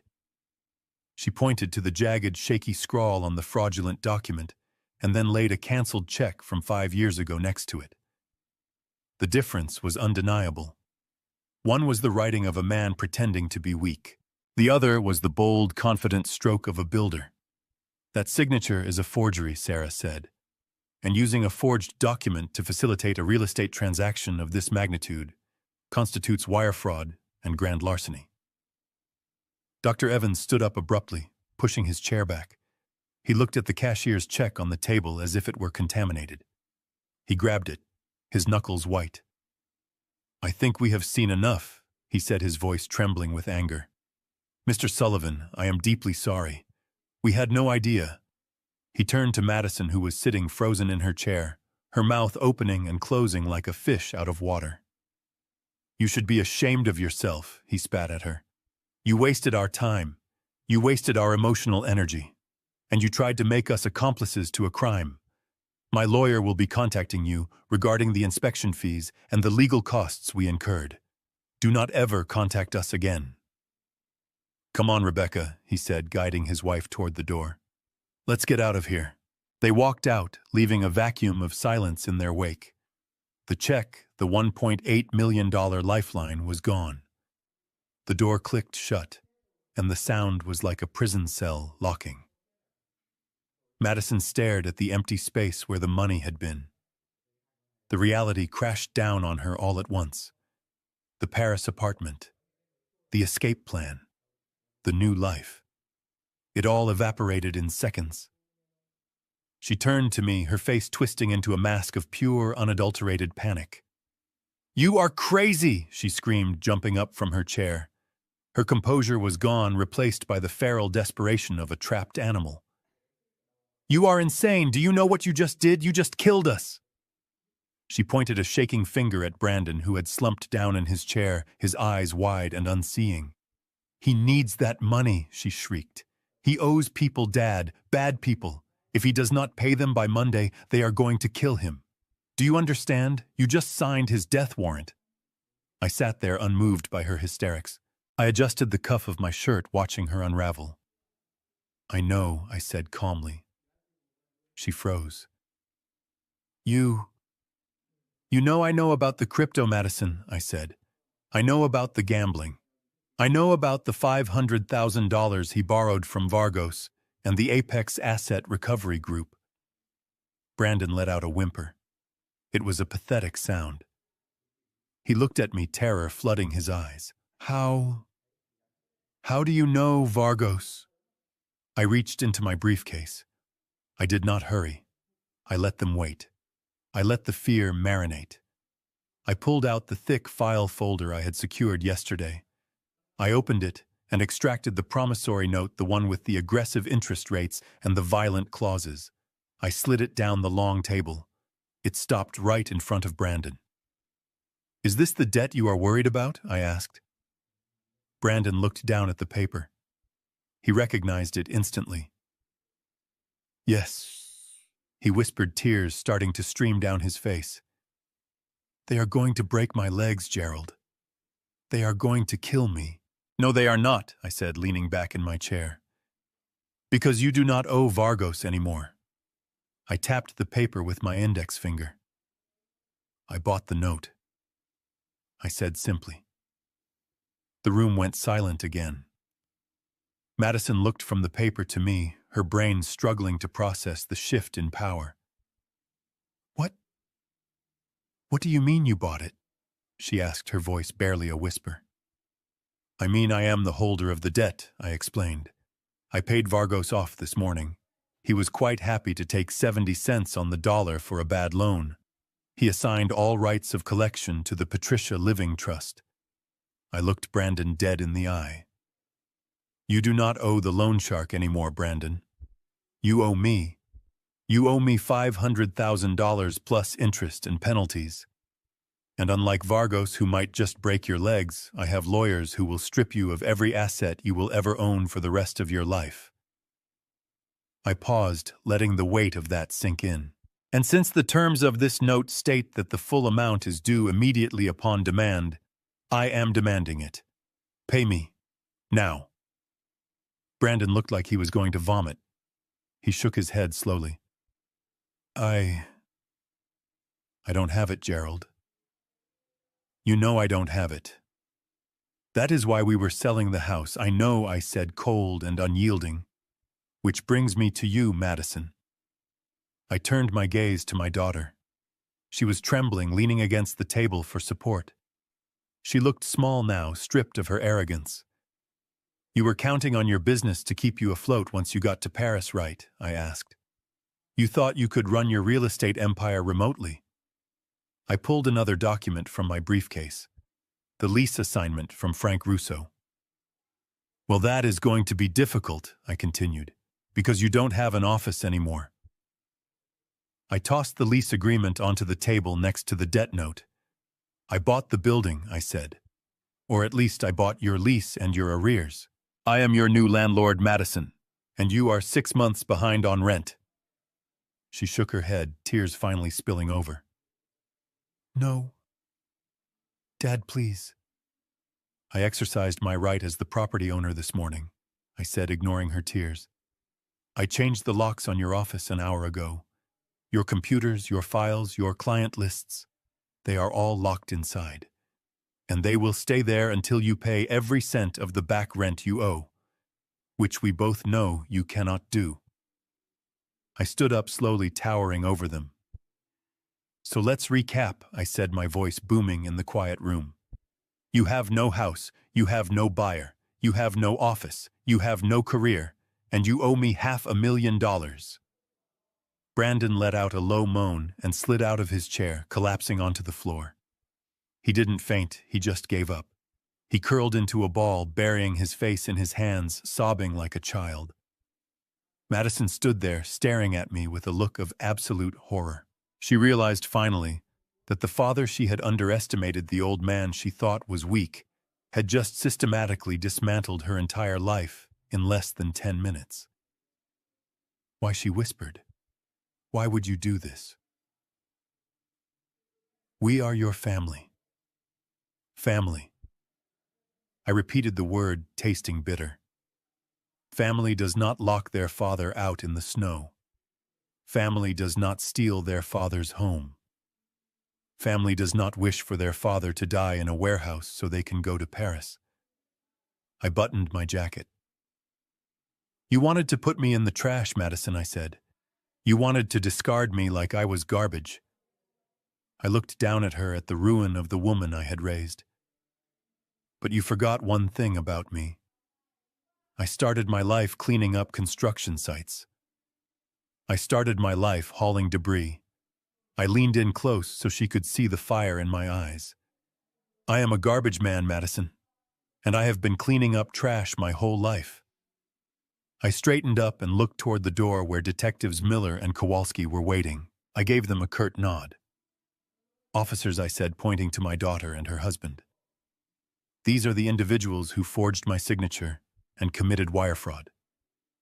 You have the evidence. Take them away. Madison screamed as the detectives moved in handcuffs gleaming in the harsh fluorescent light. But her screams sounded far away. I turned my back on them and walked toward the window, looking out at the city I had helped build. The storm was over.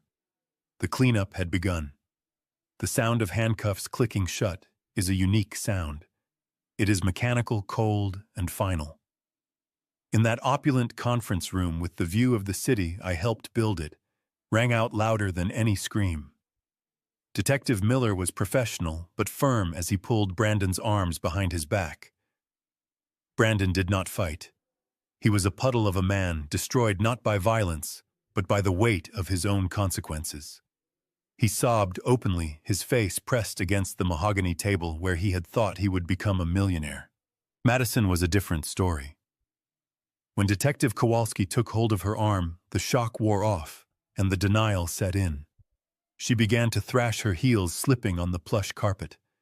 "No," she shrieked, her voice cracking. "You cannot do this. This is a misunderstanding. My father will explain. Dad, tell them. Tell them I was just trying to help you." She looked at me, her eyes wide and pleading.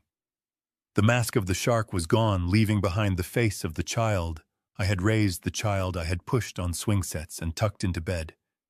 For a fleeting second, my heart lurched. It is a biological reflex to protect your offspring, no matter how monstrous they become. But then I remembered the cold. I remembered the porch. I remembered the trash bag hitting my chest, and the laughter I imagined them sharing while I walked in the snow. "Dad. Please," she cried, tears ruining her perfect makeup. "I am your daughter. I am Madison. You cannot let them take me to jail." I walked over to where she stood. I looked her up and down, seeing not the little girl in pigtails, but the woman who had planned to abandon me in a state warehouse. "I am sorry, madam," I said, my voice devoid of any warmth. "But you must be mistaken." Madison froze, her mouth hanging open. "My daughter died 2 nights ago," I said, looking straight into her soul. "She died the moment she locked her sick father out in a blizzard to freeze. You are just the stranger who moved into her corpse to steal my money." I turned away. I did not watch them drag her out. I heard her wailing echoing down the hallway until the elevator doors dinged and swallowed the sound. I stood alone in the conference room with Sarah. The silence that followed was heavy, but it was not empty. It was the silence of a job finished. The silence of a site cleared of debris ready for new construction. The legal process that followed was swift and brutal. With the evidence I had gathered, the recording from the closet, the forged documents, the paper trail of the debts, it was an open and shut case. The district attorney did not offer a plea deal. He saw what I saw. A predatory couple preying on a vulnerable senior citizen. Brandon was sentenced to 5 years in a federal penitentiary for wire fraud and conspiracy. He cried when the gavel came down. I was there in the back row watching. I felt nothing. He had gambled with his life, and he had lost. Madison fared no better. She avoided significant jail time by turning state's evidence against some of her shady business associates, but the cost was her life as she knew it. The licensing board stripped her of her real estate license permanently. She was blacklisted from every financial institution in the state. Her reputation was incinerated. She went from being a high-flying broker to a pariah. As for the debt, I did not forgive it. I enforced it. I had my lawyers liquidate every asset Brandon and Madison had left. The Range Rover was repossessed. Her designer clothes were sold at auction. Their furniture, their electronics, everything went under the hammer. I stripped them down to the studs. When the dust settled and the accounts were balanced, I had recovered a significant sum. It was blood money in a way extracted from the ruin of my own family. I could not spend it on myself. It felt tainted. So I did what Patricia would have wanted. I took every penny of the interest and penalties I collected from Brandon's debt, and I established the Patricia Sullivan Scholarship Fund. It provides full tuition for trade schools for young men and women who want to build things, who want to work with their hands and create value rather than stealing it. I turned Brandon's greed into a future for kids who actually deserved a chance. I also sold the house on Dearborn Street. I did not sell it to Dr. Evans. He found another place, and I wished him well. I put it on the open market and sold it to a nice family with 3 kids and a golden retriever. I walked through the empty rooms one last time before handing over the keys. I touched the fireplace I had built. I stood in the kitchen where I had read that hateful note. I thought I would feel sad. I thought I would mourn the loss of the home I had shared with my wife. But I realized that a house is just wood and brick. A home is where you have peace. And there was no peace for me there anymore. The memories had been poisoned. It was time to demolish the past and build something new. I moved to a condo on Lakeshore Drive. It is on the 35th floor with floor-to-ceiling windows that look out over the vast expanse of Lake Michigan. It has a doorman named James who greets me by name every morning. It has 24-hour security. No one can get to my door unless I buzz them in. It is a fortress of solitude and comfort. I sit here now on my balcony wrapped in a warm cashmere blanket. The wind off the lake is cold, but it cannot touch me. I have a steaming cup of Earl Grey tea in my hand, the kind Patricia used to drink. The steam rises curling into the gray sky. My phone is sitting on the small glass table next to me. It has been vibrating intermittently for the past hour. I glance at the screen. Incoming call. Cook County Detention Center. It rings and rings, then stops, then rings again. I look at the notification badge. 49 missed calls. 49 times Madison has tried to reach me from the public phone in the holding area, or perhaps from a halfway house phone now that she is out on probation and realizing that the world is a very cold place when you have no money and no father to bail you out. I can imagine what she wants to say. She wants to apologize. She wants to explain. She wants money. She wants to ask how I could do this to her. She wants to play the victim one last time. I reach out and pick up the phone. For a second, my thumb hovers over the answer button. It would be so easy to slide it across, to hear her voice, to let her back in just a little bit. But then I look at my hand, the hand that held the pen she tried to force me to sign with, the hand that wrote 2 words on her car window in the snow. Wrong move. I press the side button, silencing the ringer. I place the phone face down on the table. I do not block the number. That would be an act of emotion. That would show that I care. Ignoring it is an act of power. It tells her that she simply does not exist in my world anymore. She is a ghost haunting a frequency I no longer tune into. I take a sip of my tea. It is hot and sweet. The warmth spreads through my chest, chasing away the last lingering chill of that terrible night on the porch. I am 73 years old.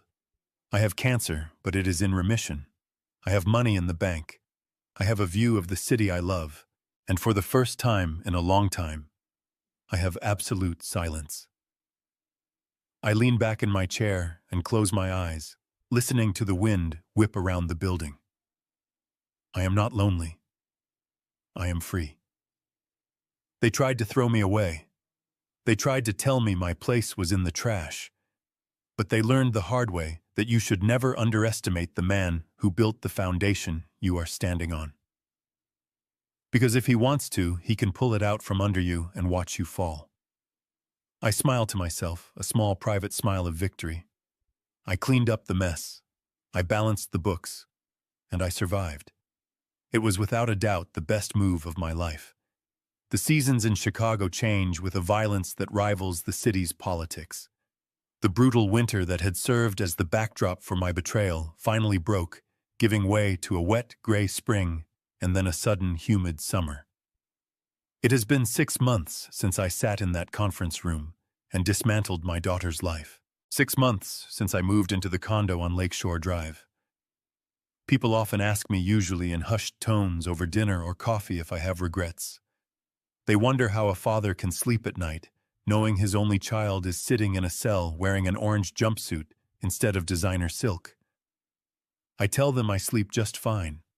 In fact, I sleep better than I have in years.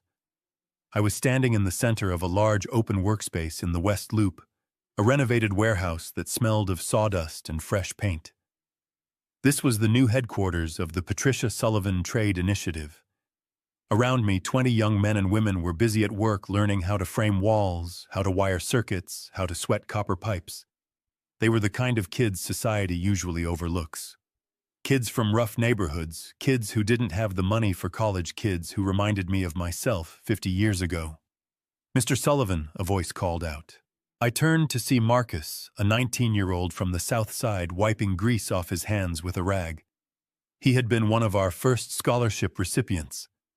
He was sharp, hard-working, and possessed a gratitude that my own daughter had never known. "I just wanted to show you the wiring on the mock-up panel," he said, beaming. "I think I finally nailed the three-way switch circuit." I walked over and inspected his work.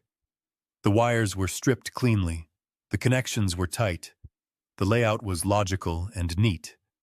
It was professional. "Good work, Marcus," I said, patting him on the shoulder.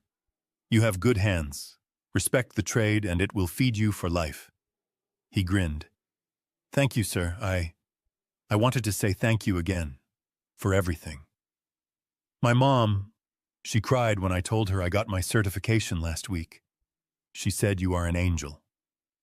I chuckled, shaking my head. "I am no angel, son. I am just a man who knows the value of hard work." As Marcus went back to his station, I saw Sarah Jenkins walking across the shop floor. She was wearing a light summer suit, her heels clicking on the concrete. She looked serious. Sarah rarely brought me good news when she had that expression on her face. I walked to meet her in the quiet of the small glass-walled office overlooking the training floor. "What is it, Sarah?" I asked, pouring 2 cups of water from the cooler. "Is it the appeal?" She nodded, taking the cup. Madison's public defender filed another motion for early release based on hardship. She claims the conditions in the facility are detrimental to her mental health. She says she is suffering from depression and anxiety because of the estrangement from her family. I took a sip of water. My hand was steady.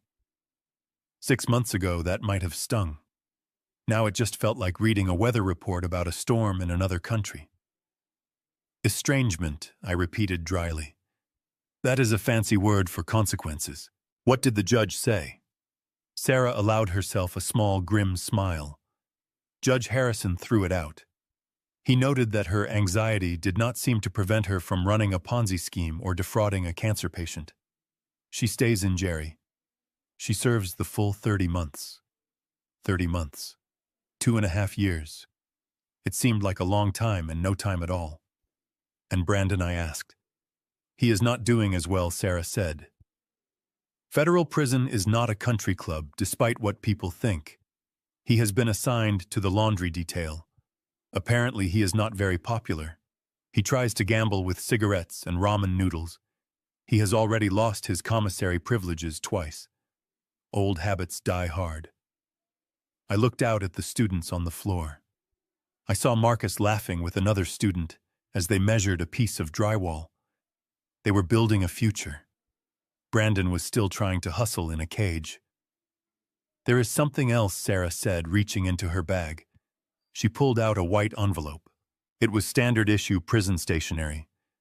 The stamp was crooked. The handwriting was familiar but shaky, stripped of the arrogant loops it used to have. "It arrived at my office this morning," Sarah said softly. "She knows you block her calls. She knows you return her letters unopened. So she sent it to me asking me to deliver it." I stared at the envelope.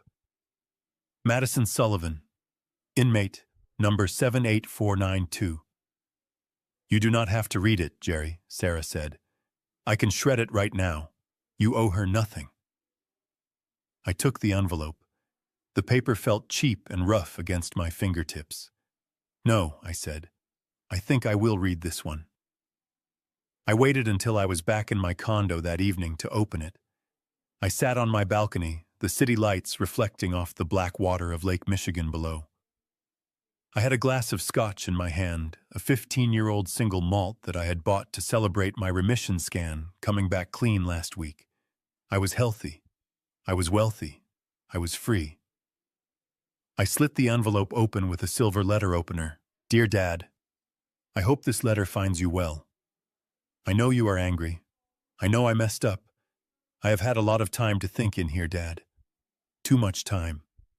The nights are so loud. I can't sleep. I wanted to tell you that I am sorry. I really am. I should not have listened to Brandon. He pushed me, Dad. He told me it was the only way. I was scared. I was scared of losing everything, and I made terrible choices. But Dad, please, you have to understand. I am your daughter. I am all you have left. Do you really want me to rot in here? The other women? They are animals. I am scared every single day.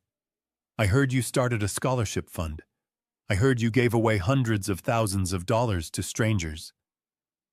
Strangers. Dad. While your own daughter sits in here without even enough money to buy shampoo at the commissary. How does that look? How can you play the philanthropist while I am suffering?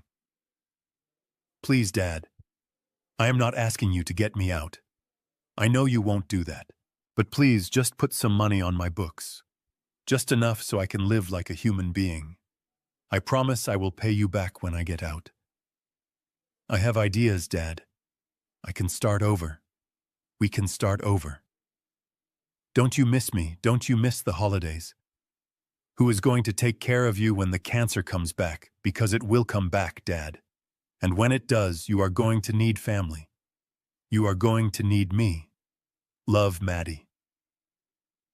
I lowered the letter. I looked at the handwriting, the frantic scrawl of a narcissist who still hadn't learned the most basic lesson of all. There was no remorse in those words. Not really. She blamed Brandon. She blamed the other inmates. She blamed me for spending my money on strangers. She even tried to weaponize my cancer against me, threatening me with the fear of dying alone. She didn't miss me. She missed my wallet. She missed the shield my money provided against the harsh reality of the world. I took a sip of scotch. The liquid was warm and smooth. She asked who would take care of me.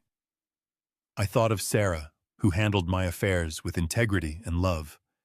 I thought of Marcus, who looked at me with genuine respect. I thought of the family who bought my old house, who sent me a Christmas card with a picture of their kids playing in front of the fireplace I built. I was not alone. I was surrounded by people who valued me for who I was, not for what they could take from me. I stood up and walked to the railing. The wind whipped at the paper in my hand. I did not burn the letter. Burning it would be dramatic. Burning it would imply that it had the power to hurt me. Instead, I walked back inside to my kitchen. I opened the drawer where I kept my household files. I pulled out a folder labeled Past Liabilities. It was the folder where I kept the copies of the eviction notices, the court judgments, the restraining orders. I slipped the letter inside. It was just another receipt, another record of a debt that had been canceled. I picked up my phone. I dialed Sarah's number. She picked up on the first ring. "Jerry, did you read it?" "I did," I said, my voice calm and light. "And do you want to send a reply?" "No," I said. "No reply, but Sarah, I want to make an adjustment to the scholarship fund." "Oh, what kind of adjustment?" "I want to expand it," I said, looking out at the city lights. "Next year, let's double the intake. I want to add a program for financial literacy. I want to teach these kids how to manage their money, how to protect their assets, and how to spot a bad investment." "That sounds like a great idea, Jerry," Sarah said, warmth returning to her voice. "A very wise legacy." And Sarah, "Yes, if another letter comes from the facility, don't bring it to me. Just file it with the others. I have too much work to do to spend time reading fiction." I hung up the phone. I walked back out to the balcony. Below me, the city was alive. Millions of people rushing, fighting, loving, and building. Somewhere down there in a concrete cell, my daughter was waiting for a savior who wasn't coming. She was waiting for the old Gerald, the one who could be manipulated by tears and guilt. But that man was gone. He had died on a frozen porch in February. The man who remained was stronger. He was a builder. And for the first time in his life, he was building something that no one could ever steal from him. He was building peace. I finished my drink and set the glass down. The night air was sweet. I am Gerald Sullivan. I am 74 years old, and my life is just beginning. And to you listening to this story, remember this. I didn't become strong overnight. I became aware. God didn't remove the pain from my life. But God gave me the courage to face it without lying to myself. And when everything collapsed, God reminded me that truth still has power, even when family doesn't. This family story isn't meant to glorify anger. It's meant to expose silence. I stayed quiet too long. I ignored the warning signs because I wanted peace. Don't be like me. Learn from this family story before it becomes your reality. Love does not mean surrendering your dignity. Many will call this dad revenge, but they misunderstand. This dad revenge wasn't about hurting anyone. It was about stopping the damage. If you ever find yourself trapped in a situation like this, dad revenge, remember protecting yourself is not cruelty, it's survival. I've had time to reflect. I pray with humility now, not pride. God doesn't ask us to suffer endlessly to prove loyalty. God asks us to walk in truth. This family story taught me that forgiveness can exist without reconciliation, and peace sometimes requires distance. If this dad revenge made you think, leave a comment and share what lesson you took from it. If you believe stories like this can help others, consider sharing and subscribing. It allows these messages to reach the people who need them most. Thank you for staying with me until the very end. And a final warning, future stories may include fictionalized elements created for educational purposes. If that's not what you're looking for, feel free to exit and choose content better suited to you.